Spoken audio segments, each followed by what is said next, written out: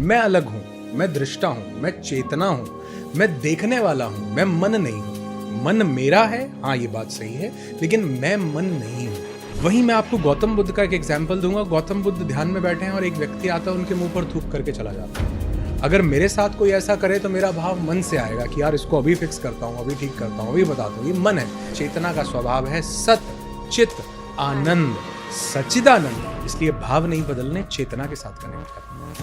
Universe आपकी चाहत का जवाब नहीं देता, वो आपकी स्टेट का जवाब देता है। इसलिए मैं एक लाइन बोलता हूँ, you never attract what you want in your life, you only attract who you are. मैं तो बहुत मेहनत करता हूँ, कुछ होता ही नहीं है। फिर हम एस्ट्रोलॉजर के पास जाते हो, वो भी बोलता है तुम बहुत मेहनत करते हो, तुम्हारा कुछ बनता नहीं। हाँ हाँ हाँ हाँ, बहुत बढ़िया कह रहे हो तुम, लोग तुम्हारे साथ बुरा कर, हाँ हाँ हाँ बिल्कुल बुरा कर। उसको अटेंशन चाहिए। और मन को शांत करने का योग में सबसे बड़ा तरीका बताया गया है, यद भावम तद भवति।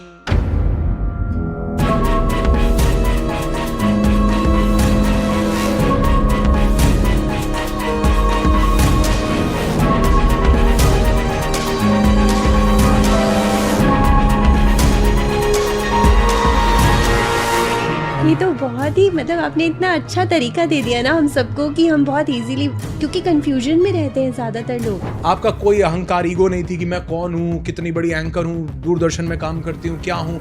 आपका कोई शरीर नहीं था कि शरीर बैठा है, थकान है, हिलना है, डुलना है, नहीं कुछ करना है। मन नहीं था, कमी क्या है जिंदगी में, क्या नहीं है, क्या अच्छा करना है, कुछ भी नहीं था। क्या था? सिर्फ चेतना। सूर्य मंदिर में अगर आप देखें तो शाम को सूर्यास्त के समय सूर्य की किरणें खिड़की से होकर के कैसे मौसम के हिसाब से कैसे अंदर किस जगह पर हिट कर, इतना ज्ञान।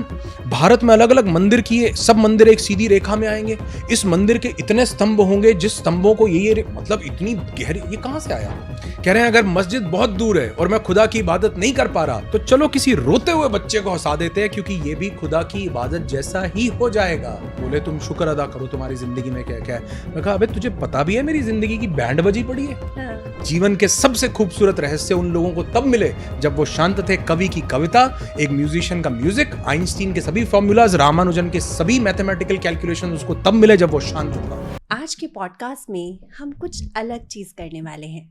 बहुत सारे लोग पैसा और हेल्थ दोनों चीज़ें चाहते हैं, मगर और उसके पीछे भागते भी रहते हैं, लेकिन ये नहीं समझ पाते कि ये दोनों चीज़ें कहाँ से कैसे मैनिफेस्ट होने वाली है। कहीं ये हमारी इनर स्टेट की वजह से तो नहीं है, कहीं ये हमारे सेल्फ बिलीफ या सबकॉन्शियस पैटर्न की वजह से तो नहीं है। आज इन सब बातों पे बात करेंगे और जानेंगे, डीप डाउन करेंगे एग्जैक्टली कि क्या हम मनी को अट्रैक्ट कैसे कर सकते हैं और हेल्थ को कैसे रिस्टोर कर सकते हैं इन दो हीलिंग के थ्रू। क्योंकि आज जो हमारे गेस्ट हैं उन्होंने इनर एनर्जी, वाइब्रेशन, हीलिंग्स और सांसों के विज्ञान पर बहुत काम किया और बहुत लोगों की लाइफ को भी चेंज किया है। तो आज मैं आपको अपने गेस्ट से मिलवाती हूँ जो कि बहुत फेमस है, अनुराग ऋषि जी। अनुराग जी, आपका बहुत बहुत स्वागत हमारे पॉडकास्ट में। Thank you so much for having me here. धन्यवाद, बहुत बहुत शुक्रिया। अनुराग जी, बहुत सारे लोगों को लगता है कि मैनिफेस्टेशन, लॉ ऑफ अट्रैक्शन क्या ही है, और पैसा और हेल्थ ऐसी चीज़ें हैं जो सबको चाहिए, तो और उसके पीछे मैनिफेस्ट भी करते हैं। तो ये मैनिफेस्ट कैसे कर सकते हैं और ये मैनिफेस्ट होता है क्या? बहुत अच्छा क्वेश्चन है। आप देखिए, हमारे ग्रंथों में हजारों साल पहले एक बहुत खूबसूरत लाइन लिखी गई, मुझे लगता है ये पूरे लॉ ऑफ अट्रैक्शन का सार है। वहां पर लिखा गया, यद भावम तद भवति। जैसा आप भाव करते हैं वैसा ही जीवन होता जाता है, वैसे ही सब कुछ बाहर होता जाता है। तो हर एक चीज हमारे भाव का ही परिणाम है। इनफैक्ट अगर आप बहुत गहरे में भागवतम या और अद्वैत के बड़े गहरे ग्रंथों में जाएंगे तो आप देखेंगे कि वहां पर ये ब्रह्मांड भी किसी का मैनिफेस्टेशन है, ऐसा कहा गया।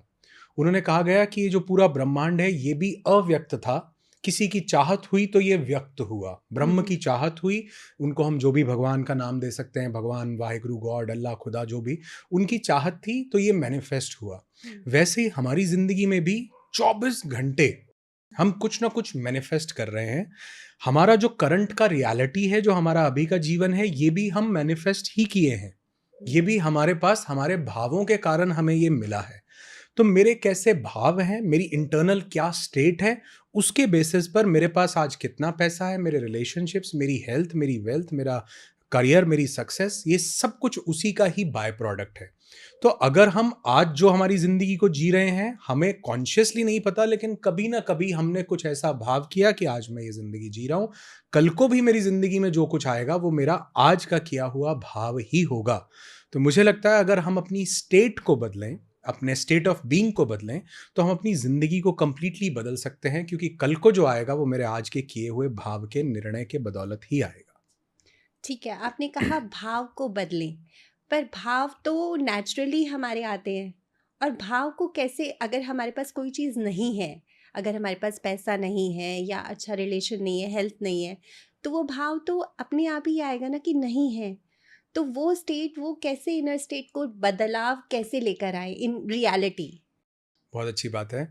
आप देखो, भाव अपने आप आएगा, आपका ये सवाल है, तो मैं आपसे एक छोटा-सा इसके बदले में एक सवाल पूछना चाहूँगा कि ये हम्म, भाव कहाँ से आएगा कि नहीं है? नहीं है तो वो सिचुएशन भी बनी हुई है, तो इस ये वजह से भाव भी आएगा हमारे मन से। मन से ही आता है। हाँ मन जी। से ही आता है भाव। हमारे पास अंतःकरण, हमको ग्रंथों में सिखाया गया, अंतःकरण एक बड़ा खूबसूरत शब्द है और अंतःकरण 4 चीज़ों से बनता है। मन, बुद्धि, अहंकार और चेतना। कुछ भाव हमारे पास मन से आते हैं, हम्म। कुछ भाव हमारे पास बुद्धि से आते हैं, हम्म। कुछ भाव हमारे पास अहंकार से आते हैं, मेरी अपनी ईगो से, मेरी आइडेंटिटी से, और कुछ भाव मेरे चैतन्य से आते हैं, जब मैं प्योर कॉन्शियसनेस बीइंग की तरह अपने आप को देख रहा होता हूँ। बिल्कुल। तो जब मेरे पास भाव है कि मेरे पास नहीं है, तो ये मेरे मन का भाव है, मेरा भाव नहीं है। मैं अलग हूं, मैं दृष्टा हूं, मैं चेतना हूं, मैं देखने वाला हूं, मैं मन नहीं हूं। मन मेरा है, हाँ ये बात सही है, लेकिन मैं मन नहीं हूं। तो अगर मेरा भाव मन से आ रहा है और अगर मेरे मन में लैक के इमोशंस हैं, तो मेरा भाव लैक का ही आएगा। लेकिन अगर मैं अपने आप को एक ऐसी स्थिति में ले जाता हूं जहां पर मन ना हो, जहां पर अहंकार ना हो, जहां पर बुद्धि ना हो, ये कौन सी स्थिति है? ये स्थिति है आपके चैतन्य की, आपकी चेतना की, आपकी कॉन्शियसनेस की। जब आप मेडिटेटिव स्टेट में होते हैं तो क्या आपको ये भाव आता है? जब गहरे ध्यान में होते हैं तो क्या भाव आता है, सब्जी क्या बनानी है, पैसे नहीं कमाए, कोई रिलेशन खराब हो रहा है? नहीं, तब आप ध्यान में हैं। उस समय पर, उस स्थिति के बाद जो भाव आपके पास आएंगे वो प्योर सीट ऑफ कॉन्शियसनेस से आएंगे। जब आप क्योटिक हैं, जब आप बाहर की तरफ भाग रहे हैं, जब आप बीटा ब्रेन वेव्स में हैं, तो भाव सभी मन से आएंगे। सभी हमारी इमोशनल स्टेट डिसाइड करेगी कि मैं इस समय आपसे कैसे बात करूं। हम जब छोटे थे, स्कूल में जाते थे, तो टीचर किसी दिन पीट देती थी या मूड अच्छा नहीं होता था, तो हम सब बोलते थे कि मैडम घर से लड़के आई हैं। हाँ। ऐसा क्यों बोलते थे? क्योंकि हमारा करंट रिएक्शन पता चल जाता था कि हमारी इमोशनल स्टेट खराब है, जिस कारण हमारा करंट रिएक्शन आ रहा है। वहीं मैं आपको गौतम बुद्ध का एक एग्जाम्पल दूंगा। गौतम बुद्ध ध्यान में बैठे हैं और एक व्यक्ति आता है, उनके मुंह पर थूक करके चला जाता है। आनंद, उनके जो शिष्य थे, वो बोलते हैं कि बुद्ध इसको बनते हैं, अभी इसको मारते हैं, इसको इसने ऐसे कैसे किया? वो बोले ये कुछ कहना चाहता था, भाषा असमर्थ है, इसके पास शब्द नहीं थे, इसलिए इसने ऐसा किया। अब उस व्यक्ति को अगले दिन रियलाइज होता है कि आई वॉज रॉन्ग। वो जाता है, बुद्ध के चरणों में गिर जाता है और रोने लग जाता है। बुद्ध आनंद को बुलाते हैं, कहते हैं देखो आज भी भाषा असमर्थ है, आज भी ये बोल नहीं रहा, लेकिन भाव व्यक्त कर रहा है। हाँ। तो वो जो भाव है हमारा, वो उस व्यक्ति का भी भाव आया, लेकिन बुद्ध ने उसका एक्शन का रिएक्शन नहीं दिया, क्योंकि बुद्ध के भाव चेतना से आ रहे हैं, मन से नहीं आ रहे। अगर मेरे साथ कोई ऐसा करे तो मेरा भाव मन से आएगा कि यार इसको अभी फिक्स करता हूं, अभी ठीक करता हूं, अभी बताता हूं। ये मन है, क्योंकि मन ने कहा मेरी एक आइडेंटिटी है, मैं कुछ हूं और मेरे साथ ऐसा कैसे कर दिया, तो मैं इसका बदला लेता हूं। लेकिन चेतना बोल रही है कि तुम चैतन्य हो, तुम वो प्योर सीट ऑफ कॉन्शियसनेस हो, जो दृष्टा है, जो देखने वाला है, जो ये देख पाता है कि तुम ही मैं हो, मैं ही तुम हो। हम एक ही समुद्र के साथ निकली हुई कुछ छोटी छोटी लहरें हैं। तो जब तुम ही मैं हो, मैं ही तुम हूं, तुम मेरी जिंदगी में किसी पर्पस के लिए आए हो, तुमने मेरे साथ जो भी कुछ अच्छा या बुरा किया, ये किसी पर्पस से किया, मुझे कुछ लेसन्स लेने जरूरी थे, मुझे कुछ सीखना जरूरी था, तो भाव अलग आएगा। ये सब कुछ मैंने इतना बड़ा इसलिए बताया कि हमारे भाव अगर मन से आ रहे हैं, तो मन की जो स्थिति है, अगर उसकी कमी की स्थिति है तो कमी का भाव आएगा, अगर उसकी भरे हुए की स्थिति है तो भरे हुए का भाव आएगा। लेकिन अगर मैं चेतना स्वरूप हूं, अगर मैं कुछ ऐसी मेडिटेशन प्रैक्टिसेस या कुछ ऐसे टूल्स को अपनाता हूं जहां मन, बुद्धि, अहंकार और शरीर न रहे, तो मेरा भाव चेतना से आता है और वो भाव हमेशा संपूर्ण है। वो भाव कमी का नहीं, वो भाव हमेशा आनंद का है। इसलिए हमारे ग्रंथों में जब चेतना की बात की गई और पूछा गया कि चेतना का स्वभाव क्या है, तो उसमें लिखा गया चेतना का स्वभाव है सत, चित, आनंद, आनंद। हाँ। सच्चिदानंद, हमारी चेतना का स्वभाव, वो तो आनंद में है, वो तो हमेशा भरी हुई है, परिपूर्ण है, संपूर्ण है। हमारी चेतना की घोषणा तो हमारे ग्रंथों में की जा रही है, अहम ब्रह्मस्मि, मैं ही ब्रह्म हूं। तो जो स्वयं ब्रह्म है उसके पास कमी कहां से है, उसके पास लैक कहां से है? एक मिट्टी है, उस मिट्टी में आपने बहुत से पेस्टिसाइड्स डाले, उसमें आपने बहुत से केमिकल्स डाले, बहुत सा टॉक्सिक कंपाउंड्स डाले, उससे भी फल निकलेगा, फ्रूट निकलेगा, जैसा कि आज हम देखते हैं सब पेस्टिसाइड्स वाले फ्रूट्स। एक मिट्टी ऐसी है जिसमें ऑर्गेनिकली फ्रूट ग्रो कर रहा है, खाद डाली है सिर्फ नेचुरल, उससे भी दोनों देखने में समान लगेंगे, लेकिन दोनों की नेचर में जमीन आसमान का फर्क होगा। वैसे ही जब हम मन से कुछ चीज का भाव कर रहे हैं, वो भाव अलग होगा जब हम चेतना स्वरूप ऑर्गेनिक, बिल्कुल मिट्टी साफ, कोई केमिकल, कोई टॉक्सिसिटी, कोई मन की कमी, कोई गंदगी वहां पर नहीं है, तो वहां पर हम भरे हुए हैं। और जब भरे हुए उस चैतन्य से इंसान मैनिफेस्ट करता है तो वो जिंदगी में कुछ भी पा सकता है। इसलिए भाव नहीं बदलने, चेतना के साथ कनेक्ट करना है। चेतना के साथ कनेक्ट तो करना है, वो आपने कहा मेडिटेशन के थ्रू, या कुछ और प्रैक्टिसेस भी होती हैं, तो वो भी एक आप बताइएगा कि कौन सी जी जी जी। प्रैक्टिसेस होती हैं। साथ में हम मन के साथ तो जुड़े हैं, तो मन में से ही तो आ रहा है कि हमें इतना चाहिए, तो उसको कैसे अलग कर सकते हैं? देखिए, यही मैं बात अभी अभी हम ऑफ कैमरा भी यही बात कर रहे थे कि जहां पर चाहिए का भाव है वहां हाँ। पर कमी है। और मैं हमेशा एक बात करता हूँ, हमारे क्वांटम अलाइनमेंट के बैचेस चलते हैं बहुत सारे, और मेरे पास लाखों पार्टिसिपेंट्स हर वीक आते हैं, और मैं देखता हूँ उनमें से 99% एक ही चीज़ बोल रहे होते हैं कि मुझे ये चाहिए, मुझे वो चाहिए, मुझे ये चाहिए। तो मैं उनको बोलता हूँ कि जहां पर चाहिए आ गया, यूनिवर्स आपकी चाहत का जवाब नहीं देता, वो आपकी स्टेट का जवाब देता है। इसलिए मैं एक लाइन बोलता हूं, you never attract what you want in your life, you only attract who you are. आप क्या हो, आपको वही मल्टीफोल्ड होके मिलेगा। आप जो चाहते हो वो नहीं मिलेगा। अगर चाहने से मिलता फिर तो हम पता नहीं कैसे क्या, और पता दुनिया ही ना एग्जिस्ट करती, लोग क्या क्या चाह लेते और क्या क्या खत्म कर देते और क्या क्या वो कर लेते, डिसरप्शन हो जाता। चाहने से नहीं मिलता है, भगवान चाहने से जवाब नहीं देता। वो कहता है जो तुम्हारी स्टेट है उस स्टेट को रिस्पॉन्स दूंगा। तो अगर तुम्हारी स्टेट भरे हुए इंसान की है तो तुमको और भरा जाएगा। कहते हैं भरे हुए को भरा जाता है, खाली को और खाली कर लिया जाता है। हाँ। अगर तुम्हारी स्टेट भरे हुए की है तो और भरूंगा। आप नेचुरली भी, आप कहीं पर भी आप देखोगे, आप अपने फोन में कोई ऐप डाउनलोड करना चाहोगे ना, आप प्ले स्टोर पे जाओगे तो आप पता है कौन सी ऐप डाउनलोड करोगे जिसके सबसे ज्यादा स्टार रेटिंग हो, जिसको सबसे ज्यादा लोगों ने डाउनलोड किया हो। आपने यूट्यूब पर एक वीडियो सर्च किया कि how to cure my stress, आपके सामने 50 वीडियोस आएंगे। आप पता है किस वीडियो पर क्लिक करोगे जिसके व्यूज सबसे ज्यादा हो? जो खाली है, जिसके व्यूज 3 हैं, हो सकता है वो बढ़िया कंटेंट दे रहा हो, लेकिन आप भरे हुए को भरते हो, खाली को नहीं भरते हो। आपने कभी NH1 पे यहाँ ट्रेवल किया हो, अमृतसर की तरफ, दिल्ली से अमृतसर जो नेशनल हाईवे जाता है, आप देखोगे मुरथल एक जगह आती है, ढाबे ही ढाबे हैं, ढाबे ही ढाबे हैं। जिस ढाबे पे सबसे ज्यादा गाड़ी खड़ी है, जहां पैर रखने की जगह नहीं है, आप भी वहीं रुकोगे। जो खाली है वो अच्छा खाना दे सकता है, हमें लगता है, लेकिन हम वहां पर नहीं रुकेंगे। क्यों? क्योंकि कोई भी खाली को नहीं भरता, सब भरे हुए को भरते हैं। ब्रह्मांड भी यही काम कर रहा है, भरे हुए को भर रहा है। अगर आप गम से भरे हो वो और गम दे रहा है, अगर आप खुशी से भर रहे हो वो और खुशी दे रहा है। तो वो हमारी स्टेट को रिस्पॉन्स दे रहा है यूनिवर्स, हमारी चाहत को रिस्पॉन्स नहीं दे रहा। और गलती यही हो रही है कि जब लोग आते हैं वो बोलते हैं सर मैं ये पाना चाहता हूं, मैं कहीं यहीं रुक जाओ। चाहना नहीं है। अब आप कहोगे चाहेंगे नहीं तो आगे कैसे बढ़ेंगे, मतलब ये भी क्वेश्चन आएगा। तो मैं आपका क्वेश्चन मैंने बीच में ही काट दिया कि चाहेंगे ही नहीं तो आगे कैसे बढ़ेंगे। और आप देखोगे कि चाहना हमारे मन का एक स्वभाव है, हमारी चेतना का नहीं। हमारी चेतना संपूर्ण है, परिपूर्ण है। तो जब मैं कुछ ऐसी प्रैक्टिसेस करता हूं कि मैं चेतना के साथ ज्यादा जुड़ता हूं, मैं अपनी कॉन्शियसनेस को ज्यादा एक्सपैंड करता हूं। भी मेरी कॉन्शियसनेस कॉन्ट्रैक्टेड है, जितनी कॉन्शियसनेस कॉन्ट्रैक्टेड है उतना मैं मन और शरीर के साथ जुड़ूंगा। जितनी मेरी चेतना एक्सपैंड करेगी उतना मैं चेतना के साथ जुड़ूंगा और मन और शरीर को दूर से देख पाऊंगा।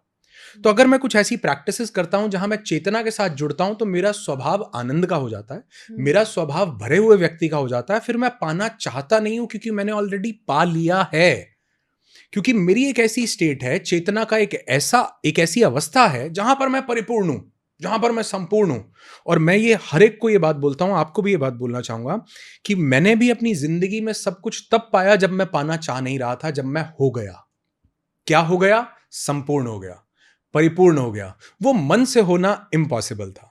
वो बुद्धि से होना इम्पॉसिबल था। मेरे अहंकार के लिए घोषणा करना कि मैं सब कुछ पा चुका हूं, ये इम्पॉसिबल था। लेकिन मेरी चेतना के लिए इस स्वभाव को जानना कि मैं परिपूर्ण हूं, संपूर्ण हूं और आनंदित हूं, ये जानना बहुत आसान था।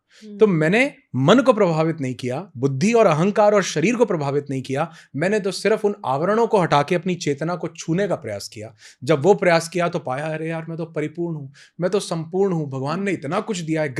ध्यान से निकलता था और सिर्फ आभार निकलता था, ग्रैटिट्यूड। सिर्फ आप, अरे रोटी मिल रही है, आभार परमात्मा का, शुक्र है ऊपर वाले का, उस खुदा का, परमात्मा, वाहिगुरु, जो नाम दो उसका, बहुत आभार है।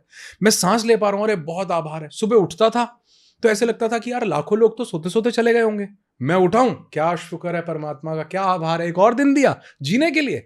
तो जब आप उस ध्यान की अवस्था में जाते हो तो आप देखते हो आपकी स्थिति परिपूर्ण होने की, संपूर्ण होने की और आनंदित होने की बन गई है, जो आपके आने वाले जीवन को पूरी तरह से इंपैक्ट करती है, अट्रैक्ट करती है, प्रभावित करती है। और आप अब चाह नहीं रहे हो पाना, बल्कि आप हो गए हो संपूर्ण, और आप संपूर्ण को ही अट्रैक्ट करना शुरू कर देते हो। बहुत अच्छा बताया आपने ये। लेकिन ये स्टेट नॉर्मली हम लोग अचीव कर ही नहीं पाते। अगर नॉर्मल लोगों से बात करूं तो ये स्टेट कभी कभी बहुत मुश्किल से कभी हम अचीव कर भी पाए, तो वो वाली चीज़ होती है। तो कोई ऐसी प्रैक्टिसेस हैं जिससे डेली बेसिस पे इसे अचीव करें? एक क्वेश्चन ये है, और दूसरा क्वेश्चन ये है कि हर वक्त इस स्टेट में रहना है, या फिर सुबह जैसे उठकर हम लोगों ने मैनिफेस्टेशन की जो चीज़ें होती हैं वो की और उसके बाद छोड़ दिया, तो क्या एग्जैक्ट फॉर्मेट है इसका? बहुत अच्छा क्वेश्चन है। पूजा, आप एक चीज़ देखो कि आपके सवाल को मैं थोड़ा सा वो करना चाहूँगा। आपने कहा हम ये स्टेट को अचीव नहीं कर पाते, लेकिन मैं ये बात बोलूँगा कि हम अचीव इस स्टेट को करना नहीं चाहते। अच्छा। अगर हम साइकोलॉजी को थोड़ा सा पढ़ेंगे और हम डीप डाइव करेंगे तो हम देखेंगे कि हमारा माइंड एक सेकेंडरी गेन की तरफ भागता है। हमारे माइंड को सिर्फ एक ही चीज़ चाहिए और वो है अटेंशन। हाँ। बचपन से हमारी एक प्रोग्रामिंग की गई अटेंशन की। बच्चा छोटा होता है, गिरता है, जैसे ही गिरता है उसके 4 लोग उसकी तरफ भागे, ओ मेरा बेटा गिर गया, और वो अगर टेबल से गिरा है तो हम टेबल को पीटना शुरू कर देते हैं कि देखो इसने गिरा दिया मेरे बच्चे को। अब बच्चे का एक वो अल्फा से थीटा मोड में है बच्चा, और उस रिसेप्टिव मोड में है, वो कह रहा अच्छा गलती अपन की नहीं थी, गलती टेबल की थी। तो पहला भाव ये डेवलप हो जाता है कि मैं तो गलत हूं नहीं, गलत तो समाज है, गलत तो सोसाइटी है, गलत तो लोग हैं। हम दूसरों को ब्लेम करना सीख जाते हैं। दूसरा, जब हम उसको गिरता है और हम आके उठाते हैं तो वो एक चीज सीख जाता है कि यार जब रो तो बड़ी अटेंशन मिलती है। मैं पिछले 3 दिन से चॉकलेट मांग रहा था, कोई नहीं दे रहा था, और जैसे ही गिरा चॉकलेट, चाचा भी कह रहे हैं चल तुझे टॉफी लेके देता हूँ, चल मम्मी भी कह रही है चल तुझे चॉकलेट, क्या खाएगा मेरा बेटा बताओ, उनको वो लेके। तो बच्चे के दिमाग में हमने ये प्रोग्राम कर दिया कि बेटे पहली तो गलती तुम्हारी नहीं है, गलती टेबल की थी, टेबल की पिटाई कर देंगे हम। तो उसको ये समझ में आया कि गलती मैं गिरा हूं, अपनी ठोकर से मुझे चलना नहीं आ रहा था, तो भी गलती टेबल की है। दूसरा, उसको समझ में आया कि यार जब हम रोते हैं तो अटेंशन बड़ा मिलता है। हमें ये कॉन्शियसली नहीं पता, लेकिन पूजा आप एक चीज देखोगे, हमारे माइंड ने इसको रजिस्टर कर लिया, और इसको साइकोलॉजी में बोलते हैं सेकेंडरी गेन। अटेंशन हमारा सेकेंडरी गेन है।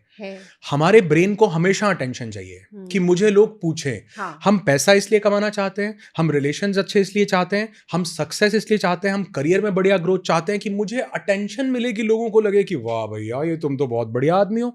किसी के पास छोटी गाड़ी थी, वो बड़ी गाड़ी अफोर्ड नहीं कर सकता, लेकिन फिर भी ईएमआई पर इसलिए लाता है कि मुझे पड़ोसी से ज्यादा अटेंशन मिले, कि मेरे पास ज्यादा।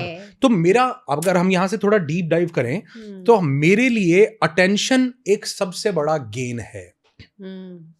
जब मुझे जिंदगी में कुछ नहीं मिल रहा होता, अब बच्चे तो हम रहे नहीं, हम बड़े हो गए, एडल्ट्स हो गए, अब हमें कोई पूछ नहीं रहा, हमें ठोकर लग रही है, कोई नहीं पास आ रहा, कोई चॉकलेट नहीं दे रहा, कोई कुछ नहीं कर रहा, तो मैं अपने मन को इस स्थिति के लिए रिवॉर्ड देना शुरू करता हूं कि यार मेरा तो जीवन ही खराब है, भगवान पता नहीं मेरे साथ ही गलत क्यों करता है। हो सकता है पिछले जन्मों का कोई कर्म रहा हो, पता नहीं लोगों को बढ़िया बढ़िया कैसे मिल जाता है, कुछ भी नहीं कर रहे फिर भी इतना बढ़िया सब कुछ मिल रहा है। तो ये मैं अपने मन को गेन दे रहा हूं कि चिंता मत कर, मैं तुझे अटेंशन दे रहा हूं, तू परेशान ना हो। अब मन को इस स्थिति में अटेंशन मिलने लग जाती है। ये डीप साइकोलॉजी है, डीप साइकोलॉजी। मन कहता है कि भाई तू कुछ नहीं कर पा रहा तो चिंता मत कर, तुझे अटेंशन मिल रही है, मैं दे रहा हूं, मैं तेरे लिए पिटी कर रहा हूं, सेल्फ पिटी, जिसको तरस खाना बोलते हैं। मैं तेरे पे तब बेचारा यार मेरा कुछ बनता है, मैं तो बहुत मेहनत करता हूं, कुछ होता ही नहीं है। फिर हम एस्ट्रोलॉजर के पास जाते हो, वो भी बोलता है तुम बहुत मेहनत करते हो, तुम्हारा कुछ बनता नहीं। हाँ हाँ हाँ हाँ, बहुत बढ़िया कह रहे हो तुम, लोग तुम्हारे साथ बुरा कर, हाँ हाँ हाँ बिल्कुल बुरा कर, उसको अटेंशन चाहिए। सेकेंडरी गेन है ये हमारा, और सबसे बड़ा गेन है। प्राइमरी हमें दिखता नहीं, लेकिन सबसे बड़ा गेन है। तो अगर मैं ये कहूं कि मैं ये प्रैक्टिस कर नहीं पाता, ये गलत है। मैं करना नहीं चाहता, मेरा मन करने नहीं देता। वो कहता तू परेशान ठीक है, तू परेशान रहेगा, मैं तेरे पे ध्यान देता रहूंगा, तू जैसे ही कुछ करने लगेगा मैं तेरे पे ध्यान देना बंद कर दूंगा। अच्छा। तो इसलिए हमारा मन बाधा बनता है बहुत बड़ा हमारे किसी भी इस प्रयास में। तो ये कहना कि मैं ये कर नहीं पाता ध्यान, ये गलत है। मैं करना नहीं चाहता, तो उसके लिए क्या स्थिति है कि पहले मैं अपने मन को शांत करूं। मेरे मन की बकबक जब शांत होती है तो मेरा ध्यान में उतरने के चांसेस बहुत ज्यादा बढ़ जाते हैं। फिर ये सवाल नहीं आता कि मैं कर नहीं पाता। फिर आपका मन जब नहीं है तो आपकी चेतना आपको पुकारेगी, आओ ध्यान में बैठते हैं। 1 घंटा बैठते हैं, 2 घंटा बैठते हैं, 3 घंटा बैठते हैं। तो तब आपके लिए बिल्कुल एक नेचुरल प्रोसेस हो जाएगा। जब मन नहीं है, जब इच्छा नहीं है, जब कमी नहीं है, जब लैक नहीं है, जब दुख नहीं है, जब दर्द नहीं है। और इस स्थिति को कहते हैं कैवल्य की स्थिति, कि ध्यान में आने के लिए आप उस मन को शांत कर दो थोड़ी देर के लिए। और मन को शांत करने का योग में सबसे बड़ा तरीका बताया गया है।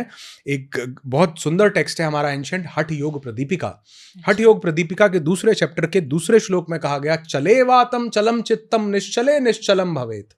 चले वातम, वात मीन्स वायु, प्राण। चले चित्तम, जिस प्रकार वायु प्राण चलेगा उसी प्रकार चित्त चलेगा। चित्त यानी मन बुद्धि अहंकार का कॉम्बिनेशन। अच्छा। जैसे प्राण वायु चलेगी वैसा मन चलेगा। निश्चलम निश्चले भवेत, और वही आपके जीवन को कंट्रोल करेगा। अगर मेरे मन चंचल है, इसका मतलब मेरी प्राण वायु चंचल है। अगर मेरी प्राण वायु स्थिर हो जाए तो मेरा मन भी स्थिर हो जाता है। तो ये मन है, ये प्राण वायु है। हम मन को कंट्रोल कर रहे हैं, नहीं करना, ये हमारे हाथ में नहीं है, क्योंकि मन को हम मन ही से कंट्रोल कर रहे हैं। हम मन को मन से कंट्रोल कर ही नहीं सकते। मुझे मन को कंट्रोल करने के लिए टूल चाहिए। इसलिए हठ योग प्रदीपिका में कहा गया, चले वातम चले चित्तम। जैसे वात चलेगी, प्राण चलेगा, वैसे चित्त चलेगा। आप जब गुस्से में होते हैं सांसें बड़ी तेज हो जाती हैं। आप जब शांत होते हैं सांसें बड़ी काम हो जाती हैं। जब एक छोटा बच्चा सोता है सांसें नाभि में जाती हैं। जब आप मोहब्बत में होते हैं सांसें बड़ी सटल हो जाती है, बहुत छोटी, उसको केवली कुंभक बोलते हैं। केवली कुंभक लग जाता है, बड़ी सटल हो जाती हैं, शांत। आप किसी ऐसे व्यक्ति के पास बैठे, कोई व्यक्ति बढ़िया है तो आप देखोगे आपका ऑरा एक्सपैंड हो गया, आपकी बॉडी ने रिएक्ट किया, आपका शरीर प्रसन्न है, मन प्रसन्न है। आप किसी ऐसे व्यक्ति के साथ बैठे हो जिसकी एनर्जीज नेगेटिव हैं, आपकी बॉडी कॉन्ट्रैक्टेड होगी, आप उससे छुपाना चाहोगे, ज्यादा बात नहीं करना चाहोगे, सप्रेस्ड होगे, और आपकी सांसें यहां से यहां वापस जाएंगी। छोटी, मतलब जाती तो लंग्स में, लेकिन बहुत छोटी सांस हो जाएगी। तो चले वातम चले चित्तम, जैसे वात चल रही है वैसे चित्त चल रहा है, और जैसे चित्त चल रहा है वैसे ही वात हो जा रही है। तो अगर मुझे चित्त को बदलना है, मैं चित्त को नहीं बदल पा रहा, तो मैं प्राण वायु को बदलता हूं। अच्छा। तो मुझे अगर अपने मन को पहले कंट्रोल करना है तो मुझे अपनी सांसों को कंट्रोल करना है। तो अगर मैं अपनी सांसों को गहरा करूं, जैसे अभी हम एक छोटा सा प्रयास करके देखें, सब भी हमारे साथ करना चाहेंगे तो करेंगे, लोगों को भी बहुत मजा आएगा। तो अभी हम क्या करते हैं, हम लोग डीप इनहेल और डीप एक्सहेल करेंगे, आंखें बंद करके करेंगे। और ये जो इनहेल एक्सहेल है, आप इसको ऐसा आभास करेंगे, भाव देंगे कि आपकी नाभि में जा रहा है। अच्छा। नाभि से नीचे जा रहा है, जो हमारा मूलाधार है वहां तक भाव ऐसा करना है। जाता लंग्स में, लेकिन भाव आपके प्राणों की गति को डिसाइड करते हैं। लंग्स में सांसें जा रही हैं, प्राण पूरे शरीर में ट्रेवल कर रहा है।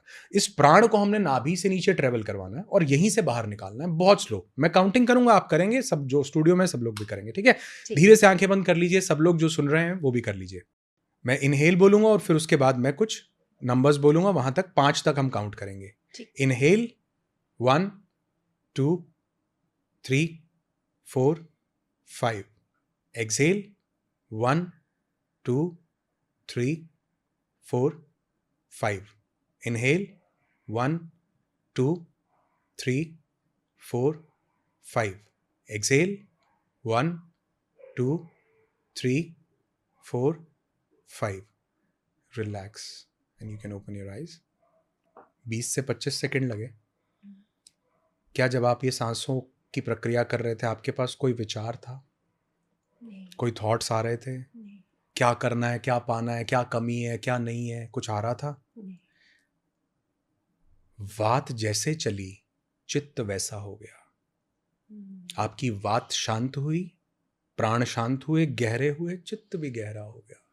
अब कोई कमी का भाव नहीं है, कोई इसको बोलते हैं शून्य अवस्था। कि आप एक ऐसी जगह पहुंच गए जहां पर, और शून्य का मतलब सिर्फ खाली नहीं है, शून्य सबसे बड़ा भराव है। शून्य ही भरता है। लोग जो कहते हैं ना मैं कुछ बड़ा करना है, मैं पूछता हूँ क्या, वो कहते हैं 2-4 जीरो और लग जाए। तो जीरो तो खाली है, वो कहते हैं जीरो ही भरती है। जितनी जीरो लगेंगी उतना भरते जाएंगे। ऐसे ही जितना शून्य होते जाएंगे उतना भरते जाएंगे, जितना शून्य होगे उतना भर दिया जाएगा।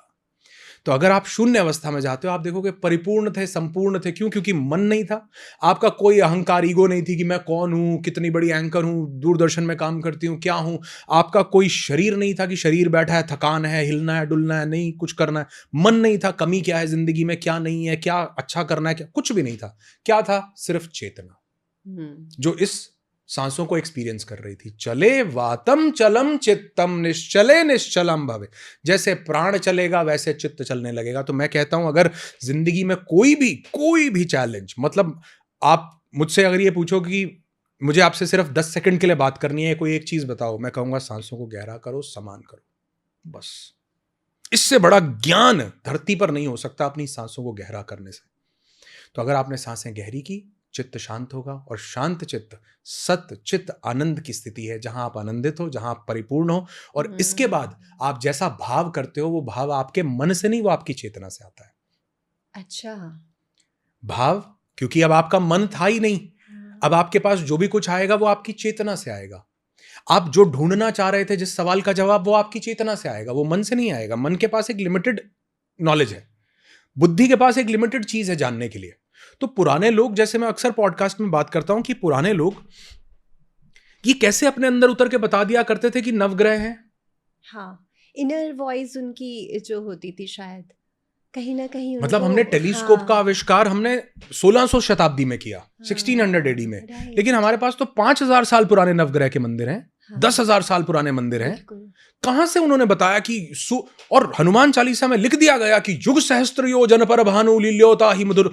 युग सहस्त्र योजन, एक योजन 13 माइल्स, 13 किलोमीटर, पूरी दूरी बनाओ, 150 करोड़ लाइट ईयर्स बनता है, सूर्य की दूरी बनती है पूरी। वो कैसे लिख दिया हजारों साल पहले, जबकि हमारे पास कोई एस्ट्रोनॉमिकल फिगर, हम स्पेस में गए ही नहीं। सही बात है। जब आप अपने अंदर उतरते हो तो आपके पास उस डिवाइन कॉन्शियसनेस, उस यूनिवर्सल कॉन्शियसनेस की पूरी जो एक्सेस है वो आपके पास अवेलेबल होता है। तो जिसने ब्रह्मांड रचा है, जो ब्रह्म तत्व है, जब आप उसके साथ कनेक्ट करते हो तो आप भी ब्रह्म ही हो। इसीलिए हमारे ग्रंथों में कहा गया अहम ब्रह्मस्मि। वो किसने घोषणा की? उसका मतलब ये नहीं था मैं ब्रह्मा हूं, उसका मतलब था मैं भी ब्रह्म ही हूं। ब्रह्म मतलब वो डिवाइन कॉन्शियसनेस जिससे पूरे ब्रह्मांड की उत्पत्ति हुई है। तो अगर मैं भी वही कॉन्शियसनेस हूं, तो मन, बुद्धि, अहंकार और शरीर ने मुझे रोका हुआ है ये जानने से कि तू डिवाइन कॉन्शियसनेस है। जब मन, बुद्धि, शरीर, अहंकार हटते हैं और मैं वो ब्रह्म स्थिति में या शून्य स्थिति में अपने आप को ले जाता हूं, तो मैं परिपूर्ण हूं, संपूर्ण हूं, जो चाहूं जिंदगी में वहां तक पहुंच सकता हूं। और इनफैक्ट ये वो स्थिति है जहां चाहत खत्म हो जाती है। लोगों को लगेगा कि अगर चाहत खत्म हो गई तो मैं कैसे पाऊंगा, कैसे मैं, हाँ, आगे मैनिफेस्ट कैसे करूंगा। आपकी स्टेट परिपूर्ण हो गई, आपकी स्टेट मैनिफेस्ट करेगी। आप तो पहले भी नहीं कर पा रहे थे। क्या आप पहले कर पा रहे थे जो चाह रहे थे मैनिफेस्ट? नहीं कर पा रहे थे। आपकी स्टेट मैनिफेस्ट करती है। अगर मैं चाहता हूं कुछ पाना, तो मेरा जो मशीन लैंग्वेज है, जो मेरी कोडिंग है, जैसे आपका फोन है, इसमें जो वीडियो आप देखते हो, लैपटॉप में कोई ये वीडियो देख रहा है तो ये वीडियो दिख रहा है, लेकिन इसके पीछे 0101 जिसको हम बाइनरी कोडिंग बोलते हैं, वो किसी वाईफाई चैनल के थ्रू वो कोडिंग ट्रांसफर हो रही है। पीछे कोडिंग क्या है? 01, मशीन लैंग्वेज जिसको हम बोलते हैं, बाइनरी कोडिंग। दिख क्या रहा है? वीडियो। अब देख, एक जिसने कभी कंप्यूटर्स नहीं पढ़ा, जिसने आईटी से कोई ताल्लुक नहीं है, वो कहेगा अच्छा ऐसे होता है कि पीछे 0101 है। पीछे लिटरली हार्ड डिस्क में, रैम में, सब जगह जो प्रोग्रामिंग है वो बाइनरी की फॉर्म में है। लेकिन दिख क्या रहा है? वीडियो। ऐसे ही जो मैं ब्रह्मांड को बोल रहा हूं मुझे ये पाना है, मुझे ये चाहिए, तो दिख क्या रहा है? चाहिए। कोडिंग क्या है पीछे? लैक, कि तेरे पास अभी नहीं है इसीलिए तो चाहिए। तो मेरी स्टेट चाहत से डिफाइन नहीं होती, मेरी स्टेट मेरी कोडिंग से डिफाइन होती है। और कोड, मैं बोल रहा हूं कि मुझे 2 करोड़ रुपए चाहिए, पीछे स्टेट क्या है कि अभी तेरे पास नहीं है, गरीब है तू। तो इस समय मेरी स्टेट क्या है? खाली, नहीं होने की, कमी होने की, गरीब होने की। तो ब्रह्मांड मेरी स्टेट को जवाब देता है, मेरी चाहत को नहीं। अगर सिर्फ इतनी सी चीज समझ में आ जाए, सिर्फ इतना कि वो मेरी स्टेट को रिस्पॉन्स देगा, मेरी चाहत को नहीं देगा, तो मुझे अपनी चाहत को ट्वीक नहीं करना। मुझे लॉ ऑफ अट्रैक्शन के तरीके 369 5222 ये तरीका वो आपको लगता है जो ऊपर कोई भगवान या कोई यूनिवर्सल इंटेलिजेंस, उसको हम पागल बना सकते हैं? नहीं। कि मेरी स्टेट तो है अभी नेगेटिव, लेकिन मैं एक तरीका लगाता हूं, 3 बार लिखता हूं, 6 बार लिखता हूं, 9 दिन के लिए लगातार लिखता हूं, मिरर में दे फलाना, हम उसको बुद्धू बना लेंगे? कोई टेक्निक लगा के? क्या उसको मैन्युपुलेट किया जा सकता है? उस डिवाइन कॉन्शियसनेस को नहीं किया जा सकता। वो तो मेरी स्टेट का जवाब दे रही है। तो अगर मेरी स्टेट कमी की है, वो मुझे और कमी दे रहा है, क्योंकि स्टेट को ही रिस्पॉन्स दिया जा रहा है। लाइक अट्रैक्ट्स लाइक, यही राइट। प्रिंसिपल है। Like attracts like. Like means what? किसको अट्रैक्ट कर रहा है? सेम टू सेम चीज को। किस चीज को? मेरी चाहत को नहीं, मेरी स्टेट को। तो अगर मेरी स्टेट भरे हुए इंसान की है, मुझे और भरा जाएगा।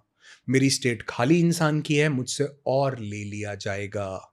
तो मुझे मेरी स्टेट पे ध्यान देना है, मेरी चाहत पर नहीं।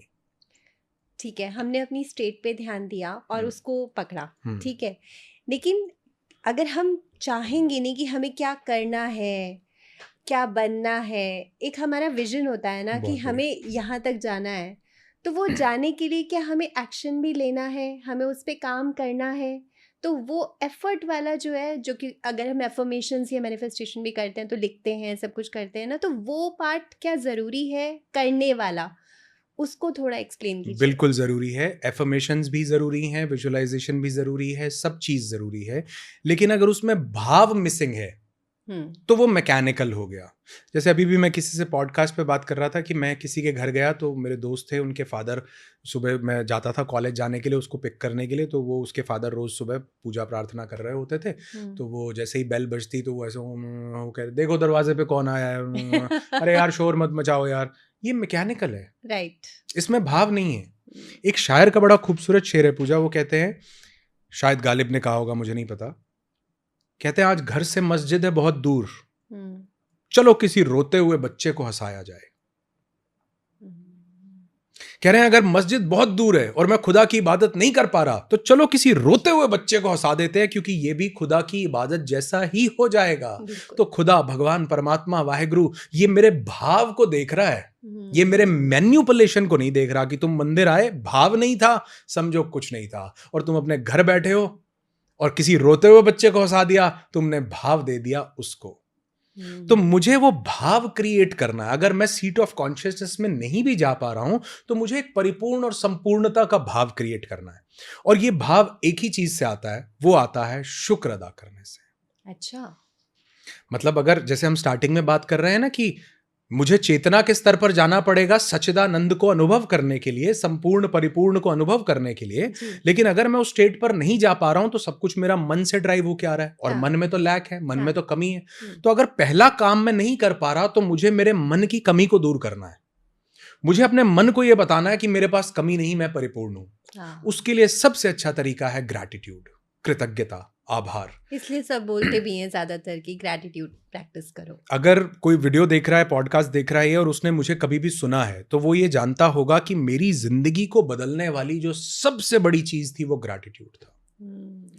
मैंने अभी भी ये बात बोली, दोबारा बोलना चाहूंगा कि मैंने अपनी जिंदगी में सब कुछ तब पाया जब मैं पाना नहीं चाह रहा था। सब कुछ, मतलब तो आप क्या चाह रहे थे? मतलब पाना नहीं चाह रहे थे तो क्या चाह रहे थे? मैं संपूर्ण था, मैं सिर्फ शुक्र अदा कर रहा हूं। अच्छा। मैं दिन में वो चीजें ढूंढ रहा हूं कि मैं किस किस चीज के लिए कृतज्ञ हूं। मैं जब लाइफ के बड़े टफ फेज में था, मेरे एक दोस्त ने मुझे बोला कि तुम्हें ग्रैटिट्यूड करना चाहिए, तुम्हें शुक्र अदा करना चाहिए। मैंने कहा ये क्या होता है? बोले तुम शुक्र अदा करो, तुम्हारी जिंदगी में क्या क्या है। मैं कहा अबे तुझे पता भी है मेरी जिंदगी की बैंड बजी पड़ी है। तेरे लिए कहना बड़ा आसान है, बैठ के बोलना बड़ा आसान है कि शुक्र किस चीज का। मैं कहा इतना कर्जा है, इतना रिलेशनशिप्स का, इतनी मेरी हेल्थ खराब है, मेरे को बीमारियां लगी हुई हैं, किस चीज का शुक्र अदा करूं? कहता कुछ तो होगा जिसका शुक्र अदा करना है। मैं कहा कुछ भी नहीं है, तुम्हें क्या पता। तब उसने मुझे एक स्टोरी सुनाई, आप कहें तो मैं। हाँ बिल्कुल। उसने मुझे एक हदीस का एक वाक्य सुनाया, हजरत मूसा का। अच्छा। उसने कहा एक हजरत हुए, हजरत मूसा, ऐसा हदीस में एक वाक्य आता है, इस्लाम में एक रवायत है। कहते हैं हजरत मूसा की ऊपर वाले से बात हो जाती थी, भगवान से, खुदा से। अच्छा। तो वो कहते हैं कि एक दिन एक इंसान ने कहा कि मूसा आपकी ऊपर वाले से बात होती है तो उसको कहना कि मुझे और नहीं दे, मेरे पास बहुत है, मतलब मेरा दुकान चल रही, काम चल रहा है, बहुत शुक्र किया है ऊपर वाले का, बहुत मतलब इतना शुक्र है कि सब कुछ है मेरे पास। तो उनको बोल दो कि अब और नहीं दे, और नहीं चाहिए, जब बात हो मेरा मैसेज दे देना। मूसा कहते हैं ठीक है दे दूंगा। आगे बढ़ते हैं, गरीब आदमी बैठा होता है, वो उसको पूछते हैं, कहते हैं हाँ क्या कहना है। वो कहते हैं कि मूसा तुम्हारी खुदा से बात होती है? कहते हैं हाँ होती है। कहते हैं खुदा को बोलना कुछ तो दो। कुछ भी नहीं है, एक कपड़ा है तन ढकने के लिए, वो भी प्राइवेट पार्ट ढका हुआ है, कुछ है ही नहीं। मैं उसको बोलना कुछ तो दे, ऐसा मेरा मैसेज दे देना। कहते हैं ठीक है। कहते हैं जब हजरत मूसा का राब्ता हुआ खुदा से, कहते हैं 1 to 1 बात होती होगी, सिद्धों की हो जाया करती होगी। कहते हैं जब खुदा से बात हुई तो उन्होंने कहा कि वो एक इंसान है, वो कह रहा है कि मुझे इतना कुछ दिया, अब और देना बंद कर दो, उसका मैसेज है ये, तो मुझे आपको देना था। तो वो कहते हैं ठीक है, उसको बोल दो कि इसी मोमेंट, इसी पल मिलना बंद हो जाएगा, उसको कहना शुक्र अदा करना बंद कर दे। कहते वो दूसरा आदमी है, वो कह रहा है मुझे कुछ तो दो। कहते ठीक है, उसको बोलना अभी से सब कुछ मिलना शुरू हो जाएगा, शुक्र अदा करना शुरू कर दे, आभार व्यक्त करना। वो वापस आते हैं, वो अमीर आदमी पूछता है कि मेरी बात की? वो कहता है हाँ की। कहते क्या कहा? कहते उन्होंने कहा है कि शुक्र अदा करना बंद कर दे, मिलना बंद हो जाएगा इसी मोमेंट से। कहता वो तो मैं नहीं कर सकता, उसने दिया इतना कुछ है, मैं कैसे बंद कर दूं शुक्र अदा करना? कहता फिर मिलना भी बंद नहीं हो सकता। तुम मांग रहे हो कि ऊपर वाला बंद कर दे, वो बंद नहीं कर रहा। ऊपर वाला बोल रहा है कि तुम्हारी जो स्टेट है मैं तो वो दूंगा, तुम मांगो, मांगने से नहीं मिलेगा। तुम मांग रहे हो बंद कर दूं, मैं बंद नहीं कर सकता। तुम बंद करने का भाव दे दो मुझे, शुक्र अदा करना बंद कर दो, मैं देना बंद कर दूंगा। वो कहते वो तो नहीं मैं कर सकता। कहते फिर मिलना भी बंद नहीं हो सकता। दूसरा एक और बैठा हुआ, वो कहता मेरी बात की, मिलेगा मुझे? वो बोले हाँ, अभी इसी पल से मिलना शुरू हो जाएगा। बोले कैसे? बोला शुक्र अदा करना शुरू कर दे। मतलब किस चीज का शुक्र अदा करूं? ये कपड़ा है जो तन पे ढकने के लिए, इसका शुक्र क्या है मेरे पास? कहते हैं हवा चलती है, वो कपड़ा भी उड़ जाता है। हाँ। ये मेरे दोस्त ने मुझे कहानी सुनाई, मुझे समझ में आया। कहता तू सुबह उठा है, 3 लाख लोग सोते सोते चले गए, क्या ये बड़ी बात नहीं है कि तू जिंदा बचा हुआ है? कहा यार है। क्या तूने खाना खाया? मैं कहा हाँ। कहता कई लाख लोग माल न्यूट्रिशन का शिकार हैं, रोटी नहीं मिलती, रोटी के कारण मर जाते हैं, तू नहीं मरा, क्या इस बात का शुक्र नहीं है? मैं कहा हाँ है। तो कहता तुझे घर मिला हुआ, छत है सिर पे? कहता इस बात का शुक्र नहीं है? कई लोगों को रात को निकलो सिग्नल पे, फुटपाथ के ऊपर सोए हुए होते हैं लोग, गाड़ियां चढ़ा जाते हैं ऊपर, क्या तेरे सिर पे छत है? इस बात का शुक्र नहीं है? जब उसने मुझे ये बात की, मुझे समझ में आ गया। मैंने कहा यार अगर शुक्र करने लगो तो इतनी चीजें हैं। उस दिन से मैंने कहा मेरे पास 2 ऑप्शंस हैं। एक तो ये कि मैं रोता रहूं, मुझे ये दो, मैं मंगता बना रहूं, मांगता रहूं, भिखारी बना रहूं कि मुझे ये दे दो, मुझे पैसा दे दो, मेरी नौकरी, मेरा काम लगा दो, मेरी हेल्थ ठीक है। एक तो भिखारी बना रहूं, या दूसरा है कि मालिक बन जाऊं, राजा बन जाऊं। राइट। मैंने चुनाव किया कि मैं भिखारी नहीं बनूंगा, मैं सिर्फ शुक्र। मैंने कहा करके देख लेते हैं की फर्क पैंदा है। मैं पंजाबी में की फर्क पैंदा है। मैंने कहा ट्राई करके देखते हैं, वैसे भी कुछ नहीं हो रहा, जिंदगी वैसे ही झंड हो रखी है, तो इसने जो बोला मैं ट्राई करके देख लेता हूं। उस दिन से मैंने अपने आप को बदला, और मैंने सोते जागते उठते बैठते खाते पीते हर टाइम मैंने ये ढूंढना शुरू किया क्या क्या अच्छा है। हमारा ध्यान जिंदगी में जो कमी है उस पर जाता है और कमी को लेकर के आता है। जब हमारा ध्यान जिंदगी में क्या है उस पर जाता है तो वो और होने वाली चीजों को लेकर के आता है। तो मैंने लिखना शुरू किया, भाव करना शुरू किया। मैं रोज सुबह बैठ जाता, उठते ही हाथ जोड़ता, मैं कहता वाह उठ गया, एक नया दिन मिला, वाह परमात्मा क्या बात है, आज एक और दिन मिला जीवन जीने के लिए। लाखों लोग चले गए होंगे, मुझे मिला, शुक्र है। खाना खाते शुक्र, पानी पीते शुक्र, किसी आप जैसे किसी व्यक्ति से मैं शुक्र कि ऐसे व्यक्ति से मिलने का जो जिंदगी में दिन में होता रहता मैं सिर्फ शुक्र करता। और आप यकीन मानो 1 महीने के अंदर मेरा जीवन बदलना शुरू हो गया था। जो भी नाम दो, भगवान, वाहेगुरु, अल्लाह, खुदा, वो मेरी चाहत को मैं पिछले 2 साल से मांग रहा था, भाई मेरा कर्ज, मेरे सेहत, मेरी बीमारी ठीक, कोई जवाब ही नहीं आ रहा। ये जितने लोग सुन रहे हैं आप ट्राई करके देखना, आप जो मांगते हो मिलता है क्या? नहीं मिलता। मिलता वो है जो आप होते हो। तो जो आपका प्रश्न है कि हो जाना कैसे होगा, अगर वो चेतना की स्थिति पर जाकर नहीं हो पा रहा तो मन को बदलो, मन को आभार व्यक्त करने की आदत डालो। ग्रैटिट्यूड से बड़ा एटीट्यूड कोई नहीं है, ग्रैटिट्यूड से बड़ी पावर कोई नहीं है। और मैंने तो ये चमत्कार अपने नहीं बल्कि मैंने जिसको भी, मैं 100 लोगों को बताता हूं, लेकिन 90 लोग यही बोलते हैं कि नहीं यार इससे कुछ नहीं होता। लेकिन वो 10 लोग जो इसको अपना लेते हैं वो कहते हैं कि जी जैसे आपका जीवन बदला वैसे ही हमारा भी बदल गया। तो ग्रैटिट्यूड शुरू कीजिए, आप दिन भर भरा हुआ महसूस करोगे। आप महसूस करोगे कि यार आप कहाँ, एसी, ऑफिस, स्टूडियो, क्या लाइटिंग, क्या कहाँ बैठे हैं हम लोग। पूजा आप देखो, लाखों लोगों को तो घर नसीब नहीं है। अरे यार सोच के देखो। मैं कई बार, मेरी एक वाकया जिसने मेरा जीवन बदला, मैं दिल्ली में था, काफ़ी साल पहले की बात है। कनॉट प्लेस में आउटर सर्कल आता है, मिंटो रोड की तरफ, मिंटो ब्रिज की तरफ हम जाते हैं, वहाँ पे एक, आपने देखा होगा आउटर सर्कल, कनॉट प्लेस का आउटर सर्कल है, वहाँ पे उस कॉर्नर पे, सीपी के कॉर्नर पे एक मैकडोनल्ड्स हुआ करता था उस समय पर। अच्छा। सिग्नल है, मिंटो ब्रिज की तरफ मुड़ते हैं तो कई बार शाम को आधा आधा घंटा भी आप खड़े रह सकते हो, इतना भयंकर टाइट सिस्टम, जाम लग जाता है। मैं वहाँ खड़ा हुआ हूँ रेड लाइट पे, मैकडोनल्ड से दो लड़के बाहर निकले, कुछ बर्गर वर्गर लिया होगा तो उन्होंने आधा खाया, आधा ऐसे ही डस्टबिन में बाहर फेंक दिया। एक बच्चा आया छोटा सा भागता हुआ, डस्टबिन के अंदर घुस गया, उसने वो बर्गर उठाया, मेरे रोंगटे खड़े हो जाते हैं अभी भी, मैं ये बात याद, रोंगटे लिटरली, बर्गर उठाया, वो बर्गर इतना मस्त था, वो जैसे उसको पता नहीं ब्रह्मांड मिल गया हो, वो बर्गर उठा के बर्गर खा रहा है। मैंने कहा क्या पता किसी जन्म में ये मैं हूं, और मैंने ऊपर वाले को दुआ की हो, मेरे सामने कोई ऐसा गाड़ी में बैठा हो, सिग्नल पे खड़ा हो, और मैंने दुआ की हो कि भगवान ये कचरे में से उठा के खाना पड़ रहा है, ऐसा जीवन दे दे, और उसने मुझे आज ये जीवन दे दिया। मैं गाड़ी में बैठा हूं, मस्त हवा, एसी, घर, खाना, रोटी, सब, और मैं आज फिर कंप्लेंट्स कर रहा हूं। क्या पता ये मैं हूं किसी जन्म में। अगर ये मैं हूं और उसने मुझे ये जीवन दिया तो मुझे इसका आभार व्यक्त करना चाहिए। मैंने आभार व्यक्त करना शुरू किया, पूजा, मेरी जिंदगी पहले जैसी रही नहीं, और जैसे जैसे मैं आभार व्यक्त करता गया, मैं तो देखता गया मैं परिपूर्ण हूं, मैं संपूर्ण, मुझे कुछ चाहिए, सच्चिदानंद आनंद है। अरे पानी मिल गया पीने को, इससे ही आनंद आ जाता है, मैं पानी को भी आनंदित होकर ब्लेस करके पीता हूँ। गॉड ब्लेस यू यार, तुम मेरी प्यास बुझा रहे हो। ओहो, महसूस करके देखता हूं जैसे उस बच्चे की फीलिंग, क्योंकि मेरे रोम रोम में बस गई थी। मैं देखता हूं कितने लाख लोग हैं, पीने का स्वच्छ साफ पानी नहीं है, बिल्कुल नाली का कचरे का पानी पी रहे हैं। तो मैं पानी पीते हुए भी आभार व्यक्त, मैं कहा ओहो, आरओ का पानी, इतना शुद्ध साफ पानी मिल रहा है, ओहो, वो भी अल्कलाइन किया, क्या बात, शुक्र है परमात्मा। वो मुझे लगता है जब ये स्टेट बदलती है, आप संपूर्ण होते हो, तो ब्रह्मांड आपकी स्टेट का जवाब दे रहा है, आपकी चाहत का नहीं। और अगर आप चेतना स्वरूप नहीं हो सकते तो अपने मन को ये स्टेट दो, और वो स्टेट दी जा सकती है ग्रैटिट्यूड से, आभार से। अगर जीवन बदल न जाए तो आके कहना, लेकिन आभार इसलिए नहीं करना कि कुछ मिलेगा। हाँ।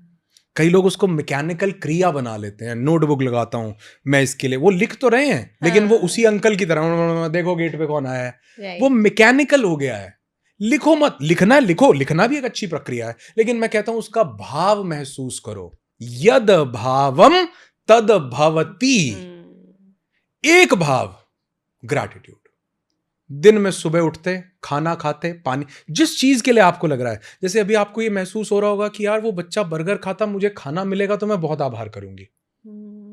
मैं इसी स्टूडियो में बैठी हूं, इसका भी आभार है। सही बात है। मैं जिंदा हूं, इसका भी आभार है। मैं सांसें ले पा रहा हूं, इसका भी आभार है। तो अगर आप गिनने बैठोगे, लाखों चीजें हैं पूजा, और अगर दिन में हमारा उनमें से 100 पे भी ध्यान चला जाए, मैं कहता हूं जी आपकी स्टेट संपूर्ण की स्टेट हो जाएगी, और आप वो चीजें जिंदगी में देखने लगोगे। उस ऊपर वाले की बात को हमेशा याद रखना, वो कहता है कि उसको बोल देना कि आभार करना बंद कर दे, मिलना बंद हो जाएगा। हाँ। तो मुझे भी यही याद रहता है कि आभार करना मेरा एक नेचर बन चुका है, एक प्रकृति बन चुकी है, मेरा स्वभाव बन चुका है। इसलिए नहीं कि मैं कुछ पाना चाहता हूं इसलिए आभार कर रहा हूं, इसलिए आभार कर रहा हूं कि पाया हुआ है, मैं परिपूर्ण हूं, संपूर्ण हूं। और ये मुझे लगता है मेरी जिंदगी को बदलने की सबसे बड़ी चीज थी, जो किसी की भी जिंदगी को बदल सकती है। बिल्कुल अनुराग जी, मतलब हमने इसमें ये सीखा कि हमने मन को ही एक परिपूर्ण वाला स्टेट दे दिया, कि हम ग्रैटिट्यूड कर रहे हैं जो कुछ हमारे पास है, और हमारे पास बहुत कुछ होता भी है, लेकिन हम उसे देखते नहीं, ध्यान नहीं देते उस पर। और एक बार हमने ध्यान दे दिया और ये फीलिंग में आ गए, तो वो हमें नेचुरली एक स्टेट मिल जाएगी जो हम कंटेंटमेंट वाली, परिपूर्ण वाली स्टेट चाह रहे हैं। वो स्टेट तो मिल गई, लेकिन इससे एक क्वेश्चन और आता है मेरा, कि अगर हमने कोई गोल सेटिंग की है, अगर हमने सोचा है अपने लिए कि हमने इस पोजीशन पर पहुंचना है, तो उसके लिए एफर्ट्स का क्या मतलब कैसे करना होता है उस पे, या फिर अपने आप ही होता है वो भी कुछ? देखिए, जब मैं ये सोचता हूँ कि मुझे जिंदगी में कुछ भी पाना है, हाँ। तो सबसे पहले तो उस पाने का जो एंड रिजल्ट है, आप उससे डिटैच हो जाइए। अच्छा। मतलब जब मैं कई लोगों को बोलता हूँ ना, लोग कहते हैं कि मैं ये पाना चाहता हूँ, मैंने कहा ये सोच लिया बस, ठीक है, अब ये पाना चाहता हूँ ये छोड़ दो। अब पाना चाहता हूँ क्योंकि चाहने में लैक है, कमी है, हम्म। और जब कमी होगी तो डेस्परेशन आएगा कि जल्दी से जल्दी मिले। हाँ, यही होता है अक्सर। जब कमी होगी तो डर आएगा, यार मैं टेक्निक लगा रहा हूं, मिलेगा भी या नहीं मिलेगा, ये टेक्निक काम करेगी भी या नहीं करेगी। डाउट आएगा कि पता नहीं होगा भी या नहीं होगा। तो यानी मैं पाना चाहता हूं, इस चाहने के भाव को छोड़ देना है। मैं पाना चाहता हूं, इसके साथ एक भाव अटैच करना है कि मैं पा चुका हूं, ऐसा जीवन जीने लग जाऊं। ये कैसे होगा? ये दो स्तर पर होता है। एक है हमारी फिजिकल लाइफ, जो हमारी दिनचर्या में, डेली रूटीन में हम लोग काम कर रहे हैं, और एक है हमारी मेंटल लाइफ, जो हम यहां पर चीजें क्रिएट करके रखते हैं। तो मैंने कैसा करना शुरू किया, मैंने ये सोचा कि मैं जो जिंदगी में पाना चाहता हूं, पाने के बाद क्या होगा। मान लो आप पैसा कमाना चाहते हो, आप रिलेशनशिप्स चाहते हो, आप हेल्थ को ठीक करना चाहते हो, आप सक्सेस को करना कुछ भी करना चाहते हो, उसके बाद हम अचीव क्या करेंगे। मान लो आपके पास इतना पैसा हो, तो उससे आपका क्या फुलफिलमेंट, आपका इमोशनल फुलफिलमेंट क्या होगा। मान लो आपके पास आज इतना पैसा है, 100 करोड़ रुपए मान लो, तो आपके पास इमोशनल क्या भाव होगा। जैसे मतलब सिक्योरिटी, देखिए सबसे पहला भाव आ गया, सिक्योरिटी होगी। हाँ। दूसरा एक और क्या भाव होगा अगर इतना पैसा हो तो? सेटिस्फैक्शन। तीसरा भाव क्या होगा एक और? हैप्पीनेस। हमको 3 भाव मिल गए, सेटिस्फैक्शन, सिक्योरिटी और हैप्पीनेस। मतलब मैं जो पैसे कमाना चाह रहा हूं, जो रिलेशनशिप्स चाह रहा हूं, जो सक्सेस चाह रहा हूं, जो हेल्थ चाह रहा हूं, ये एक्चुअल में मैं ये नहीं चाह रहा हूं। मैं इसके पीछे कुछ इमोशनल फुलफिलमेंट चाह रहा हूं। राइट। ये बड़ी डीप साइकोलॉजी है, बिल्कुल, मशीन लैंग्वेज है ये। हाँ। मुझे कुछ इसलिए चाहिए कि मैं हैप्पी फील करूं, हाँ। मुझे कुछ इसलिए चाहिए कि मैं सिक्योर फील करूं, और मुझे कुछ इसलिए चाहिए कि मैं सेटिस्फाइड। अभी आपके बात से 3 हमारे पास इमोशन आए, और अगर ये तीनों चीजें सब कुछ मेरे पास होगा, मैं लोगों से अक्सर पूछता हूं कि अगर आपके ये 3 इमोशंस फुलफिल हो गए तो सबसे बड़ा इमोशन आपके पास क्या आएगा उस समय, तो वो बोलते हैं जी मैं ग्रैटिट्यूड, मैं शुक्र करूंगा कि भाई बहुत अंत इमोशन ग्रैटिट्यूड ही है ना। अंत emotion is the by product of that situation. मतलब मुझे एक्चुअल में वो सिचुएशन नहीं चाहिए। जैसे अभी हम नीचे भी बात कर रहे थे ना कि एक्चुअल में अटेंशन चाहिए। हाँ, अटेंशन चाहिए। वैसे मुझे गाड़ी, बंगला, घर, ज्यादा पैसे, ये सब कुछ नहीं चाहिए। मुझे इमोशनल फुलफिलमेंट चाहिए है। वो इमोशनल फुलफिलमेंट कैसे होगी? जब मैं सेटिस्फाइड होंगी, जब मैं सिक्योर फील करूंगी, और जब मैं हैप्पी। 3 इमोशन आपने बताए, और जब ये तीनों हो जाएंगे तो मैं ग्रैटिट्यूड फील करना शुरू करूँ। तो मैं लोगों को ये बोलता हूं कि अगर आप जिंदगी में जो भी पाना चाहते हो, उसका मशीन लैंग्वेज डिकोड करो। उसका मशीन लैंग्वेज मतलब वीडियो के पीछे 0101 है, और जो पाना चाहते हो उसके पीछे भाव है, इमोशंस। ठीक है। आपके पास बहुत पैसा होगा, इस टाइम आप सिक्योर फील कर रहे होगे, कुछ करना नहीं करना, मैं बढ़िया से, आप सेटिस्फाइड कि अब तो मेरी जिंदगी का बस बहुत बढ़िया हो गया, और आप हैप्पी, खुश हो गए। क्या ये 3 इमोशंस जो एंड प्रोडक्ट है, क्या ये सिर्फ 100 करोड़ रुपए से आएंगे, या कोई और भी चीज है जो आपको हैप्पीनेस देती है? बहुत सारी चीजें। Very good. क्या कोई और भी चीज है जिसको करके आप सेटिस्फाइड फील करते हो? हाँ। बहुत सारी। क्या कोई और भी चीज है जब आप वो करते हो तो आपको लगता है ये बहुत बढ़िया, इससे मैं सिक्योर हूं? हाँ। अगर 100 करोड़ रुपए से ये तीनों चीजें, if A is equal to B तो B is equal to A. अगर 100 करोड़ रुपए से मुझे हैप्पीनेस, सेटिस्फैक्शन और सिक्योरिटी का भाव आएगा, तो 100 करोड़ जब तक नहीं है, मैं हैप्पीनेस, सेटिस्फैक्शन और सिक्योरिटी को पोस्टपोन करता जा रहा हूं। कि 100 करोड़, जैसे मैं कहता हूं ना कि यार आई विल बी हैप्पी जब मैं गोवा जाऊंगा, यानी जब तक मैं गोवा नहीं जा रहा, आई एम नॉट हैप्पी। मैंने अपने इमोशन को पोस्टपोन किया हुआ है, टाला हुआ है कि जब मैं गोवा जाऊंगा तो मैं खुश हो जाऊंगा। जब तक गोवा नहीं जा रहा हूं मैं खुश नहीं हूं। लोग मुझे बोलते हैं सर जब मैं ये पैसे कमा लूंगा तो मैं खुश हो जाऊंगा। मैं कहता हूं खुश हो जाओ, पैसे अपने आप आ जाएंगे। If A is equal to B तो B is equal to A. तो अगर इस चीज के साथ मेरे 3 इमोशंस मैं फुलफिल करते हुए देखता हूं, सेफ्टी, सिक्योरिटी और हैप्पीनेस, तो कोई और वो चीजें ढूंढना शुरू करो जहां पर आप सेफ, सिक्योर और हैप्पी फील करो। अभी 100 करोड़ नहीं है, कोई बात नहीं। क्या वो चीजें हैं जो आपको हैप्पीनेस देती हैं, वो दिन में ज्यादा करो। क्या वो चीजें हैं जो आपको सेटिस्फाइड, जैसे आपने ये पॉडकास्ट किया, आपको ये इससे भाव त्याग हो जाए कि यार इस पे क्या व्यूज आएंगे, कौन देखेगा, कौन नहीं देखेगा, लेकिन मैंने ये किया, मैं सेटिस्फाइड हूं। समझ गए। So if you are having the same emotion, if you are getting it from somewhere else, अगर आपको सेफ्टी, सिक्योरिटी और हैप्पीनेस आपने पानी शुरू कर दी, तो 100 करोड़ अपने आप आएगा। लोग बोलते हैं मैं पैसा कमाऊंगा खुश हो जाऊंगा, मैं कहता हूं खुश हो जाओ, पैसा अपने आप आने लगेगा। क्योंकि ये 100 करोड़ आपको सेफ्टी, सिक्योरिटी और हैप्पीनेस देंगे। जब ये आपके पास आ गए तो इससे एसोसिएटेड जो भी कुछ था वो जिंदगी में वो परिपूर्ण हो गया। आप उस संपूर्णता की स्टेट में पहुंच गए। आप पहले संपूर्ण तब होते जब 100 करोड़ मिलेंगे, क्योंकि तब 100 करोड़ हैप्पीनेस नहीं थे, उसका इमोशन फुलफिलमेंट दे रहा था, उसका इमोशन सेटिस्फैक्शन का आ गया कि अब इतना पैसा है, क्या करना है।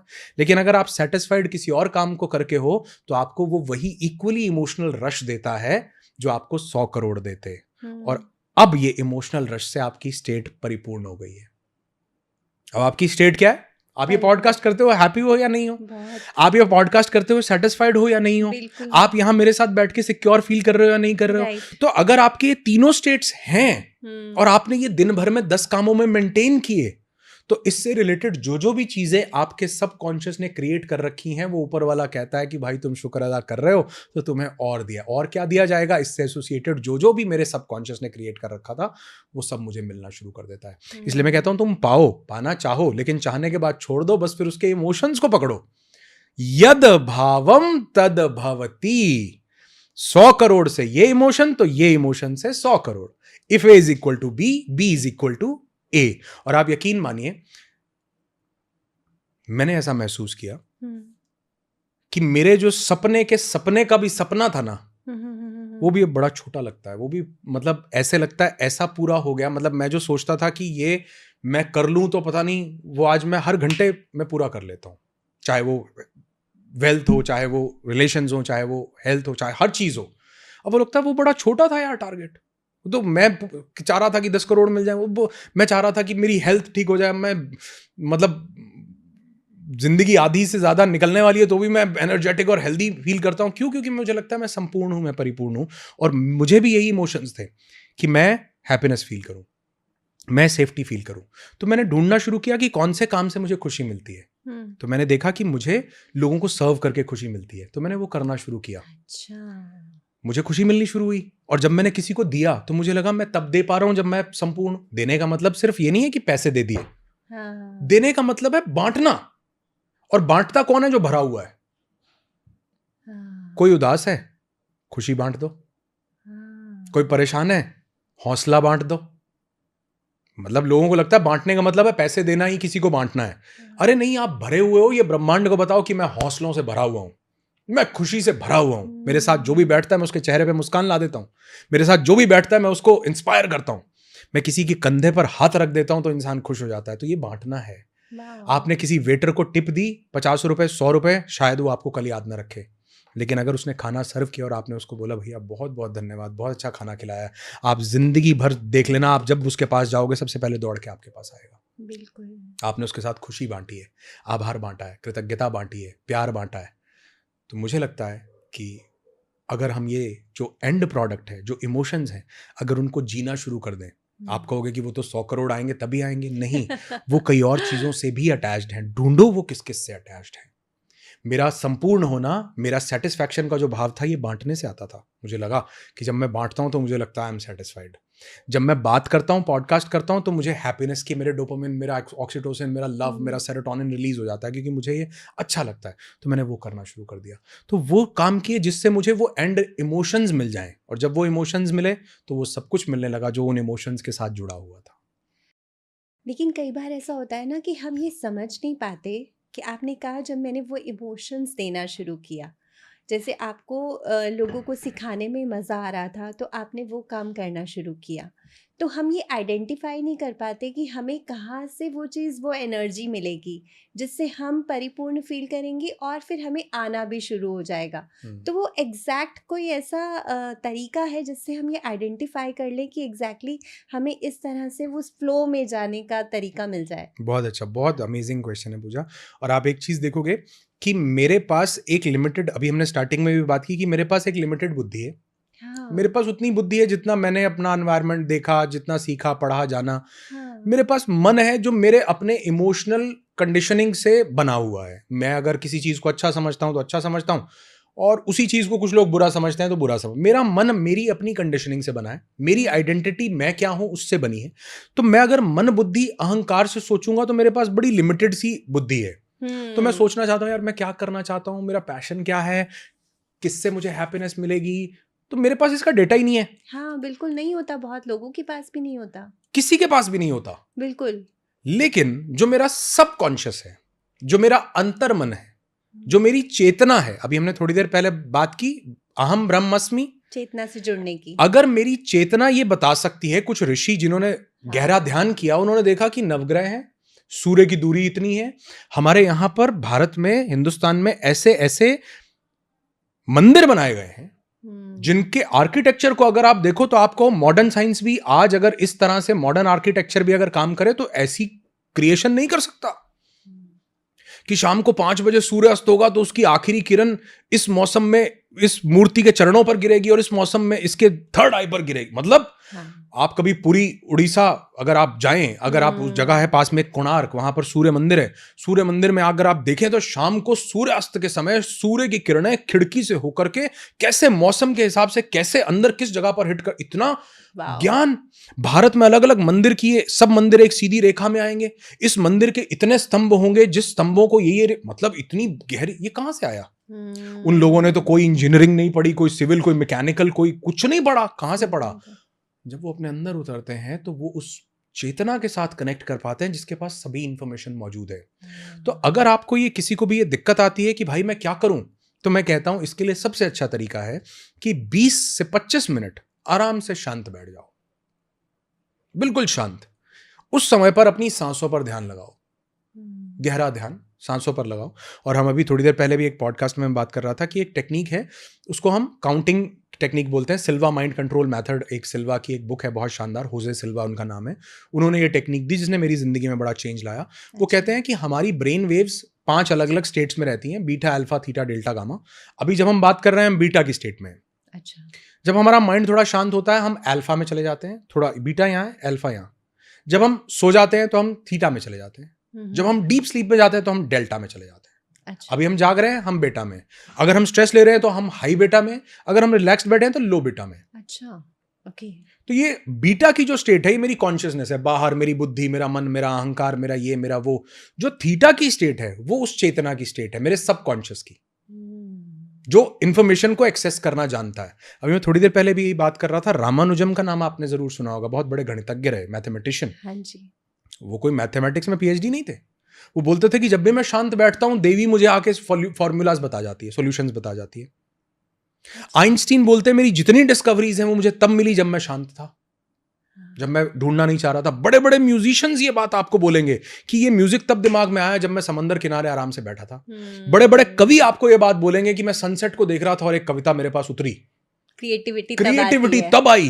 तो जब भी आप केओस में हो, माइंड बकबक में है, तो माइंड तो उस चेतना को, उस ब्रह्म को, उस कॉन्शियसनेस को जान ही नहीं पा, वो तो लिमिटेड बुद्धि, लिमिटेड मन, लिमिटेड अहंकार और लिमिटेड शरीर के साथ बधा हुआ है। लेकिन जब आप शांत होते हो तो आप उसको एक्सेस कर, जैसे मैं अक्सर ये बात बोलता हूं, जब आप लगातार बोलते हो, आप बाहर बीटा में हो, हाई बीटा में हो, स्ट्रेस ये वो, जब आप लगातार बोलते हो ना तो आप बोल रहे हो और वो चुप है, वो चुप है। जब आप चुप होते हो ना तब वो बोलना शुरू करता है। अच्छा। हम चुप ही नहीं होते, वो कहां से बोले? हाँ। वो चेतना कहां से जवाब दे? तो इसके लिए सिल्वा ने बहुत खूबसूरत एक टेक्निक दी कि 100 तक काउंटिंग करो। अच्छा। 100 से 1 रिवर्स काउंटिंग करो, रिवर्स काउंटिंग 100 से 1 तक। 100 पे एक सांस लो गहरी, अच्छा। फिर 99 पे दूसरी सांस, 98 तीसरी। एक तो ये प्रक्रिया आपको सोने नहीं देगी क्योंकि आप कॉन्शियस भी हो। हाँ। दूसरा ये आपको विचारों से दूर करेगी। जैसे अभी आपने थोड़ी देर पहले डीप ब्रीथ किया, कोई विचार था? नहीं। ऐसे ही इस प्रक्रिया में कोई विचार नहीं होगा। तो यानी मैं एक ऐसी अवस्था में होऊंगा जहां मैं कॉन्शियस भी हूं और मेरा मन भी नहीं है, इट मींस मैं सबकॉन्शियस भी हूं। हाँ। इसको बोलते हैं alpha state. Beta is conscious, theta is subconscious, इसके बीच में आता है alpha, which is the bridge between conscious and subconscious. Okay, तो आप थीटा स्टेट में चले जाएंगे, अल्फा में चले जाएंगे। अल्फा में चले। Beta is conscious, theta is subconscious, इन दोनों के बीच में अल्फा, जहां पर मन भी नहीं है लेकिन आप जाग भी रहे हो, आप अवेयर हो लेकिन विचार नहीं है। सोने से पहले की स्टेट। एग्जैक्टली, सोने से पहले की स्टेट। जब हम सोने जाते हैं उससे पहले हम अल्फा में होते हैं। इस अल्फा को आप दिन में ट्रिगर कीजिए, 100 से काउंटिंग, रिवर्स काउंटिंग शुरू कीजिए। 100,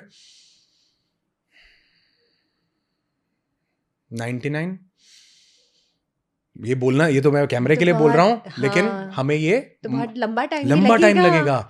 तो ये प्रैक्टिस जब आप करते हैं धीरे धीरे, फिर आपकी अल्फा 50 से आप 1 काउंट करेंगे तो भी ट्रिगर हो जाएगी। जब 50 से 1 में ट्रिगर होने लगे तो आप देखोगे 25 से 1 काउंट करोगे तो ट्रिगर हो जाएगी। जब 25 से 1 में ट्रिगर होने लगे तो आप 3 काउंट, 3 ट्रिगर। मतलब आज मैं अगर 3 काउंट अच्छा, करता हूं, रिवर्स वाह, काउंटिंग 3 से 1 करता हूं, तो मन शांत बिल्कुल उस स्टेट में, क्योंकि मन उसको एंकर कर लेता है। हाँ, इस कॉन्सेप्ट को बोलते हैं एंकरिंग। आपने राइट, एंकर कर दिया अपने मन को इन सांसों की गति और इस काउंटिंग के साथ, कि जब भी मैं रिवर्स काउंटिंग करता हूं मेरा मन बिल्कुल शांत हो जाता है। तो आप वो 100 से 1 काउंट किया, आप अल्फा की स्टेट में चले जाओगे। अब वो स्टेट है जहां कॉन्शियस भी हो, जहां सबकॉन्शियस भी हो, नींद से ठीक पहले।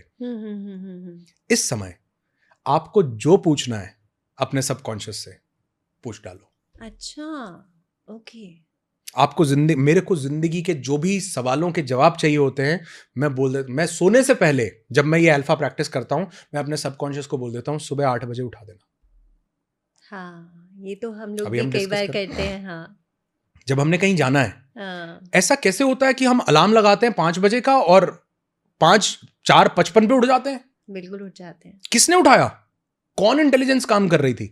पूजा, आपके साथ कभी ऐसा हुआ है जिंदगी में, कभी कोई चीज खो गई हो? वॉलेट खो गया, कोई रिंग, अक्सर हुँ, गोल्ड रख के हम, भूल लेडीज के जाते साथ हैं। बड़ा होता है और गोल्ड बड़ा परेशान करता है। हाँ, कि कहाँ चला गया। स्पेक्स रख दिए, ग्लेयर्स रख दिए, वॉलेट रख दिया, हुँ, कार की कीज रख दी, कुछ भी रख के बहुत कॉमन भूल है, दिया। हाँ। और आप क्या करते हो? आप उसको ढूंढो ढूंढो, पूरे घर को, बच्चों को लगा रहा, हस्बैंड सब ढूंढ रहे हैं, मिल नहीं रहा। हुँ, लेकिन फिर आप शांत आके बैठते हो, आप कहते हो पानी देना, अरे यार वहां रखा था। हुआ है, कभी तो हुआ होगा, हुआ कभी है, तो हुआ है। बिल्कुल हुआ है, जब आप दिमाग के घोड़े दौड़ा रहे थे, सारे घर के घोड़े दौड़ा रहे थे, तब चीज नहीं तब मिल रही नहीं थी। मिल रही। फिर आप याद आ जाता है एकदम शांत से। होके बैठे, तो जब आप शांत होके बैठते हो तो वो आपके सवालों के जवाब देता है। यूनिवर्स हमें लगातार कॉल कर रहा है, हमारे लिए वो कॉल मिस कॉल हो जा रही है, क्योंकि हम bug bug bug bug bug bug mind, दिमाग की बग बग बग बग किए जा रहे हैं, किए जा रहे हैं। और वो बात करना भी चाह रहा है तो हम सुन नहीं रहे, क्योंकि या तो हम बोल सकते हैं या हम सुन सकते हैं। लेकिन जब हम शून्य होते हैं, जब हम शांत होते हैं, तब वो बात करता है और हम सुनते हैं। हमारा सबकॉन्शियस हमारा उस चेतना के साथ कनेक्ट करके हर सवाल का जवाब दे सकता है। आपकी ज़िंदगी में क्या करना है, क्या पाना है, what is the right path for you, ये डिसीजन लेना है, नहीं लेना, ये इंसान सही है, नहीं है, एवरी आंसर। तो मैं सोने से पहले यही करता हूँ कि यार ये व्यक्ति मेरे जीवन के लिए सही है, मुझे आज सपने में बता देना, या सुबह उठ के मुझे ये बता देना, ठीक है। तो वो अल्फा की स्टेट जैसे ही आई, मैंने एक क्वेश्चन दिया, मैं सोने चला गया। मेरे को कोई जिंदगी में प्रश्न पूछना है कि ये काम मुझे करना चाहिए या नहीं करना, मुझे बता देना, हुँ, मैं सोने चला गया। हुँ, कभी सपने में जवाब मिल जाता है, कभी जागते हुए सुबह कोई ऐसी सिचुएशन हो जाती है, कभी कोई ऐसा, अभी मैं थोड़ी देर पहले ही डिस्कस कर रहा था कि मुझे ज़िंदगी का एक बहुत बड़ा टास्क था, मुझे कोई डिसीजन लेना था। तो मैं रात को मैंने यही अल्फा प्रैक्टिस किया, लेवल पे गया, बिल्कुल शांत हुआ और मैंने कहा कि यार मुझे सुबह ये बता देना कि ये मुझे करना चाहिए या नहीं करना चाहिए। और सुबह आप यकीन मानो, सुबह उठा हूँ और सबसे पहला मोबाइल में एक ऐसा मैसेज था जिसने मुझे संकेत दिया कि मुझे ये काम करना चाहिए। ऐसे ही मैंने पूछा कि मुझे यार ये कार अभी लेनी चाहिए या नहीं लेनी, मुझे बता देना। तो रात को मैं सपने में देखता हूँ कि मुझे कोई कार की कीज़ हैंड ओवर कर रहा है।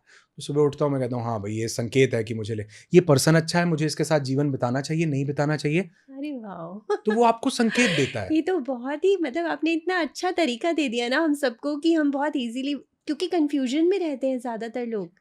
मैं खुद भी, कितनी चीज़ें ऐसी होती हैं कि डिसाइड करना बहुत डिसाइड ही नहीं होता। डिफ़िकल्ट, हाँ, हाँ। डिफ़िकल्ट होता है। और डिसीजन पूजा हमारा पता है किस बेसिस पे आ रहा होता है? हमारे इमोशनल पैटर्न के बेसिस पे। हमारा हाँ, सही हाँ, डिसीजन नहीं होता वो। हाँ, मतलब एक लेडी मेरे पास आई, वो बोली कि सर ये मेरा हस्बैंड है। मैंने कहा हाँ जी बताओ। बोली कि सर मैं लॉ ऑफ अट्रैक्ट, मैं इनको बहुत पसंद करती थी और मैंने लॉ ऑफ अट्रैक्शन लगाया और मैंने इनको अट्रैक्ट। मैं कहा वाह भाई वाह, बहुत बढ़िया, अब बताओ क्या? बोली सर आज हमारा जूता बजता है। मैंने कहा कहना क्या चाहते हो? बोली हाँ, मुझे ये पता ही नहीं था कि आदमी मेरे लिए सही भी है या नहीं है।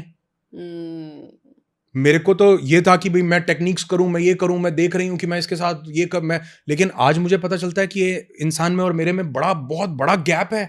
हम दोनों नर्क भोग रहे हैं पिछले 6 महीने से। हुँ, मेरे लिए क्या सही है क्या नहीं सही है, वो मेरी बुद्धि, मेरा मन, मेरा अहंकार, मेरा शरीर एक लिमिटेड कैपेसिटी का, वो नहीं जानता है, वो जानता है। हुँ, जगजीत सिंह एक की लता मंगेशकर की एक गजल है, बड़ी खूबसूरत बात बोलते हैं उसमें। वो कहते हैं जो भी बुरा भला है अल्लाह जानता है, हुँ, बंदे के दिल में क्या है हम्म, मेरी जीवन में मेरे लिए क्या सही है, क्या नहीं है, मुझे इसका जवाब देना।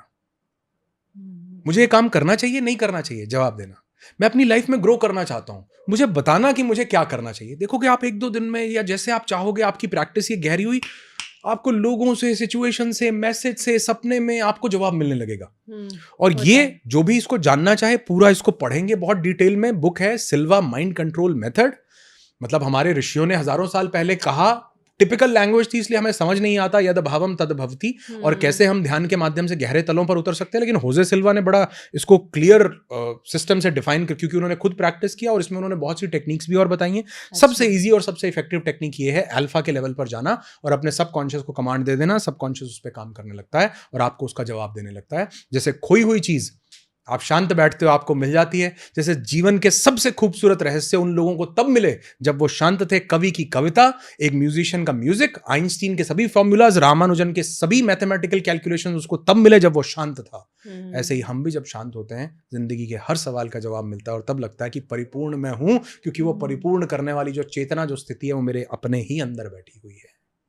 Very nice, very nice. बहुत मज़ा आया। मतलब मुझे बड़ा अच्छा लग रहा है कि एक एक स्टेप करके हम पूरा उसको अंदर तक डिफाइन करते जा रहे हैं कि किस तरह से हम उस स्टेट को हर वक्त अचीव कर सकते हैं। कर सकते हैं।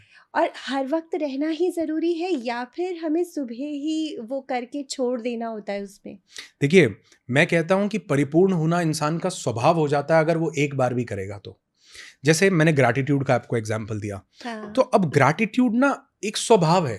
हाँ, ऐसा बिल्कुल। नहीं है कि मुझे शुक्राना ये में करना रहना। पड़ता है। हाँ, मतलब करना पड़ता है तो ये मैकेनिकल है, तो राइट। मुझे ये पड़ रहा है करना। ये मेरा स्वभाव है। हुँ, और मैं जिनको भी ये चीज सिखाता हूं, जो लोग हमारे रिट्रीट में भी आते हैं, जब वो पहले हुँ, दिन आते हैं, 6 दिन का रिट्रीट होता है हमारा एक नो दै सेल्फ नाम से। जब वो पहले दिन आते हैं वो बहुत कंफ्यूज होते हैं, लेकिन जब हम उनको डीप सबकॉन्शियस की प्रोग्रामिंग में, हिप्नोसिस के कमांड से हम उनको उस लेवल पे लेके जाते हैं और हम उनके सबकॉन्शियस में वो चीज उतार। अरे लोगों की 2-2 दिन में चैलेंजेस, बीमारियां ठीक होती हैं। लोग 2-2 दिन में अपना मैनिफेस्टेशन का प्रोसेस शुरू कर देते हैं और वो जिंदगी में इतना कुछ पाते। क्यों? क्योंकि अब उनके सबकॉन्शियस से बात की जा रही है, कॉन्शियस से नहीं। एक इंसान सिगरेट छोड़ना चाहता है, आप उसको बोलो सिगरेट छोड़ दो भैया, अच्छी नहीं है, छोड़ेगा? नहीं। क्योंकि आप बात किससे कर रहे हो? बुद्धि से। हुँ, ये आदत कहां बैठी हुई है? मन में। टेक्निकल टर्म्स में आप बीटा से बात कर रहे हो, आदत है थीटा में। हुँ, इस दरवाजे में कोई बैठा है, आप ये दरवाजा खटखटा रहे हो, ये दरवाजा खटखटाना पड़ेगा। यानी अगर जिंदगी में कुछ बदलना है तो कॉन्शियस बदलने से कुछ नहीं होगा। लोग ज्ञान का भंडार हैं। हुँ, सिगरेट के पैकेट पे भी फोटो छाप दी उन्होंने कि भैया ये इससे क्या होता है, लेकिन वो कहता है कि भाई मन कह रहा है। मैं इवेंट में पूछता हूं लोगों से, कितने लोगों को मॉर्निंग वॉक करना अच्छा लगता है? हुँ। सब 100 के 100 लोग। जाते कितने लोग हैं? 5 लोगों के हाथ खड़े होते हैं। मैं कहता हूं क्यों? बोले सर्दी में जब रजाई के अंदर बैठे होते हैं। बुद्धि को तो पता है कि मॉर्निंग वॉक करना अच्छा अच्छा है, है। लेकिन मन कह रहा है कि ये अब जो रजाई में इस टाइम आनंद है, ये बाहर ठंडी में नहीं मिलेगा। तो हुँ, आप बुद्धि से बात कर रहे हो या मन से बात कर रहे हो? हुँ, बुद्धि को समझाने से कुछ नहीं होता। बुद्धि को समझाने से नकली कोरा ज्ञान आता है, हुँ, इंफॉर्मेशन आती है, नॉलेज नहीं आती। लेकिन जब आप मन से बात करते हो, मन मीन सबकॉन्शियस, टेक्निकल टर्म्स में थीटा, बीटा हुँ। नहीं, थीटा। तो जब हम वो पार्टिसिपेंट्स के थीटा में उनको एंटर करवाते हैं और उनसे बात करते हैं, लोग ध्यान से बाहर आते हैं। लोग कहते हैं जी, मतलब मैं वो रहा ही नहीं हूं, मेरा जीवन, मेरी बॉडी, मेरा दर्द गायब हो गया। मेरी, आप कभी हमारे टेस्टिमोनियल्स देखो हाँ, हमारे मैंने रिट्रीट के। देखे हैं आपके बहुत सारे एक ऐसे लेडी लोग हमारे आते पास हैं। आई, पूजा, उनको अर्थराइटिस था, उनको पैरालिसिस था और पार्किंसंस भी था। न्यूरो डिजेनरेटिव डिजीजेस इनको हम बोलते हैं। और पार्किंसंस का तो मतलब ये, सॉरी, पैरालिसिस का तो मतलब ये है कि शरीर काम नहीं कर रहा। हाँ, वो लेडी जब मेरे पास आई, पहले दिन मुझसे मिली, मतलब चला नहीं, 2 लोग उनको पकड़ के, और व्हील चेयर वाली स्थिति थी उनकी। तो बोली सर मैं यहां से ना ठीक होके जाऊंगी। मतलब मैंने कहा यार पैरालिसिस? वो कहती मैं यहां से चलती हुई जाऊंगी सर। मैं कहा मतलब? बोली सर मुझे इतना बिलीफ है। अच्छा। बिलीफ मुझ पे नहीं, हाँ, मतलब बिलीफ उस सिचुएशन पे कि मैं यहां आ गई हूं तो मैं ठीक हो जाऊंगी। जब हम बिलीव करते हैं, आप देखोगे कई बार हमारे साथ ऐसा होता है कि बच्चा बीमार हुआ, हम कहते हैं वो डॉक्टर की दवाई देंगे ना ठीक हो ठीक जाएगा। हो जाएगा। वो डॉक्टर युगांडा से पढ़ के आया है, वो हुँ, पैरासीटामोल की जगह एसिटामिनोफेन लिखेगा? नहीं, हुँ, वही दवाई लिखेगा, लेकिन आपका बिलीफ है। तो हुँ, मेरा इसको हम प्लेसीबो बोलते हैं, placebo effect. Hmm, placebo is real. 10,000 से ज्यादा ट्रायल्स हुए प्लेसिबो पे, राइट। कि कुछ लोगों को मीठी गोली दी गई वो भी ठीक हुए, जिनको हम्म। दवाई दी गई वो भी ठीक हुए। आपका अपना बिलीफ, और जब आप बिलीव करते हो तो ये कौन काम कर रहा है? वही आपका सबकॉन्शियस जो सब जानता है। कहता ले मैं तेरे को ठीक करता हूं, मैं बताता हूं, मैं वो काम करता हूं। तो ये हर एक के बस की बात नहीं होती। क्यों? क्योंकि उनकी चेतना का स्तर उनको उस अल्फा स्टेट में नहीं जाने देता। वो कहता नहीं यार, ये हम बोलते हैं ना when the student is ready teacher appears. तो उनकी चेतना का भी वो स्तर नहीं है कि वो इस बात को समझ पाए कि हाँ वाकई मैं अल्फा पे जाके अपने आप को रीप्रोग्राम कर सकता हूं। वो लेडी जो हमारे पास आई, तीसरे दिन मैंने उनके हस्बैंड को कॉल लगाया वहां से, वीडियो कॉल। मैं आपको उसका वीडियो दिखाऊंगा कभी। आप, वो एक टांग पे खड़ी होकर तांडव कर रही है lady. Wow. She is 70+ now. अच्छा। एक पैर पे, जो पैरालिसिस है, जिसको 2 लोग पकड़ के चला के लेके आ रहे थे मेरे पास। आपको मैंने ठीक, अरे नहीं भाई मैं कोई जादू, मैं कौन होता हूं? ये उनका अपना बिलीफ था, और उस बिलीफ में हमने प्रोग्रामिंग दी। क्योंकि जब आपका बिलीफ है तो जो मैं आपको प्रोग्रामिंग दे रहा हूं, आप कहोगे ठीक है, जो तुम अच्छा भी मेरा बुरा जो तुम दोगे मुझे तुम पे विश्वास है। कई बार हम भगवान को कहते नहीं, तुम जो दे रहे हो मुझे तुम पे विश्वास है। वो जीवन बदलने लगता है, और हम कंप्लेंट करते हैं यार ये क्यों नहीं दिया, वो क्यों नहीं दिया। तो इसका मतलब मेरा उस सुप्रीम पावर पे बिलीफ नहीं है कि वो मेरे लिए सही कर रहा है या गलत कर रहा है। वो लेडी एक पैर पे तांडव करके गई लास्ट डे। और ऐसा मैं कहूं कि मेरे पास ऐसे 10 एग्जाम्पल्स हैं? नहीं, मेरे पास ऐसे हजारों एग्जाम्पल्स हैं, हजारों। लेकिन कोई इंसान मेरे पास आता है, वो कहता है सर मैं ठीक होना चाहता हूं, आपके पास आ जाऊं। मैं कहता हूं नहीं आओ, बिल्कुल नहीं। तुम्हारा अपना बिलीव अगर ये बोलता है कि मैं यहां इसलिए आ रहा हूं क्योंकि मैं अपना जीवन बदल लूंगा, मैं मैनिफेस्ट, क्योंकि मेरी कमांड्स अगर तुम्हारे दिमाग ने एंटर ही नहीं करने दी तो मैं कुछ नहीं कर सकता हूं। I am nothing, I am zero. लेकिन अगर तुम रिसेप्टिव हुए, तुम उस अल्फा पे जा पाए, तुम सरेंडर्ड हो कि भाई मुझे तुम पे पूर्ण विश्वास है कि अगर मैं कैसे भी तुम्हारे सामने हूं तो तुम मेरे साथ अच्छा ही करोगे, तो ये बिलीफ जो है जीवन बदल देता है। तो मैं कहता हूं लोग इसलिए नहीं कर पाते क्योंकि वो सरेंडर नहीं करते। किसी ना किसी एक पावर पे हमको सरेंडर करना पड़ता है। सरेंडर करने से हमारा बिलीफ आता है, और बिलीफ आने से वो सबकॉन्शियस की प्रोग्रामिंग हम कर पाते हैं। जब वो अवचेतन में जाता है तो वो जिंदगी में सब कुछ देने लगता है। तो मैंने सरेंडर किया, मैंने कहा आदि भी तुम अंत भी तुम, मैं तुम जो कर रहे हो वो बढ़िया करोगे, और मेरे को बस रास्ता बताना कि मेरे लिए क्या बढ़िया है। तो ये जब मैं प्रोग्रामिंग करता था अल्फा लेवल वाली, तो मैं बोल देता था, मैंने कहा मुझे बताना ये करना चाहिए नहीं करना चाहिए। दी प्रैक्टिस लगती है धीरे धीरे, 2-3-4 दिन में, 5 दिन में, 30 डेज में तो आप ऐसा परफेक्ट हो जाते हो। मेरे को लगा कि यार ये कुछ असली नहीं है। तो फिर मैंने कहा ये मैं अपनी हेल्थ के लिए ट्राई करता हूं। मैंने ट्राई किया, काम करने लगा। फिर मैंने कहा ये मैं अपने करियर के लिए ट्राई करता हूं कि मुझे बताना कि मुझे क्या करना चाहिए। इनफैक्ट कई बार मुझे वीडियो के आइडियाज आए कि तुम ये वीडियो बनाओ। अच्छा। एकदम अचानक रात को 3 बजे नींद आंख खुली और मेरे पास एक कॉन्सेप्ट आया कि यार ये कॉन्सेप्ट पे तुमको बात करनी चाहिए, तुमको इसका बड़ा अच्छा पता है, तुम अपने पार्टिसिपेंट्स को भी करवाते हो, ये वीडियो बनाओ। मैंने, मतलब मैं ये नहीं बोल रहा हूं कि मेरी बुद्धि से वो आया, मेरे को तो थॉट में भी नहीं था कि मुझे इस टॉपिक पे बात करनी चाहिए। हमारा रिट्रीट जो होता है नो दैट सेल्फ, इसका भी ख्याल मुझे, मैं एक दिन बड़े डायलेमा में था, और मुझे, हम लोग कुछ रिट्रीट्स कर रहे थे पहले भी, लेकिन ऐसे ही नहीं कर रहे थे। लोगों को इम्पैक्ट हो रहा था, लेकिन कोई 100 में से 10 लोगों को हो जाता था, किसी को नहीं भी होता था। अच्छा। मैं जब एंशिएंट इंडियन साइंसेस पढ़ता था, मैं कहता था यार हमारे ऋषियों के पास ज्ञान तो पूरा था, वो क्या चीजें थी जो अप्लाई करके लोग ठीक होते थे, तो मुझे वो करना है। तो वो करते करते ऐसे ही अचानक एक दिन सुबह 3:30 बजे ब्रह्म मुहूर्त जिसको हम बोलते हैं, आंख खुली, और एकदम से थॉट आ रहा है कि तुम्हें विज्ञान भैरव तंत्र पढ़ना चाहिए, तुम्हें स्वर विज्ञान पढ़ना चाहिए। अच्छा। मैंने उसी दिन बुक ऑर्डर की और मैंने पढ़ना शुरू किया। उसके बाद जब हमने इन सारे प्रोसेसेस को मैंने देखा, सीखा, षटचक्र निरूपम पढ़ी, उसके बाद फिर उसके बाद मैंने अद्वैत, और फिर मैंने बहुत से आरण्य उपनिषद पढ़ा, फिर उसके बाद मांडुक्य उपनिषद पढ़ा, फिर उसके बाद तैत्तरीय उपनिषद पढ़ा। फिर धीरे धीरे मैं ऐसे उपनिषदों को धीरे धीरे पढ़ता चला गया। हठयोग प्रदीपिका को पूरा पढ़ा, फिर आयुर्वेद के जो ग्रंथ थे उनको पूरा का पूरा पढ़ा, चरक संहिता को पढ़ा। ऐसा चीज उतरती गई, और अपने आप दिमाग में आया कि अब जब तुम ये चीजें सीखी हो, तुमने अपने ऊपर अप्लाई की है, तो तुमको ये लोगों को बताना चाहिए। फिर हमने ये रिट्रीट, मेरे मतलब ये भी मेरे पास एक थॉट रूप में, मेरा अपना प्लान नहीं था, ये भी डिवाइन प्लान था कि तुम्हें ये बताना चाहिए। और आज हमारे पास कई देशों से लोग आते हैं, America, Canada, New Zealand, Australia, Dubai, यहाँ वहाँ, मतलब इंडियंस भी होते हैं, बहुत से और लोग भी होते हैं। और एक हमारे पास लेडी आई थी, रैंजो उनका नाम था, साउथ अफ्रीका की हैं, दुबई होती हैं अभी। उनको ब्रेस्ट कैंसर था, तो शी केम टू अस, और मैजिकल उन्होंने मतलब रेमिशन हुआ उनका भी।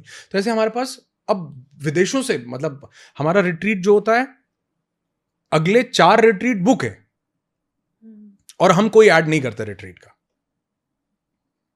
मतलब हमारे और कोर्सेज हैं, हम करते हैं, लेकिन रिट्रीट का हम कोई ऐड नहीं करते। सिर्फ जो लोग वहां आते हैं वो जाते हैं, वो 10 को भेज देते हैं, क्योंकि रिजल्ट जब उनको मिलता है तो वो कहते हैं कि हम, मतलब हमारे पास सिर्फ रिपीटर्स हैं, या तो वो लोग दोबारा दोबारा आते हैं, या रेफरेंस है, वो जाके बताते हैं। जैसे आप 10 को जाके बताओगे कि यार वहां जाओ, ऐसा करो, वैसे हमने कोई कुछ नहीं किया। मेरा ब्रह्मांड से सवाल था कैसे लोगों को बदल सकता हूं, उन्होंने कहा कि तुम ऐसा कुछ शुरू करो जहां पर तुम एंशिएंट इंडियन साइंसेस सिखाओ।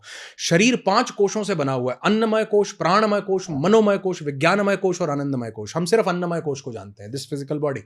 इसके पीछे एक प्राणमय कोश है जहां प्राण का प्रवाह हो रहा है 7 चक्रों में, 72,000 नाड़ियों में।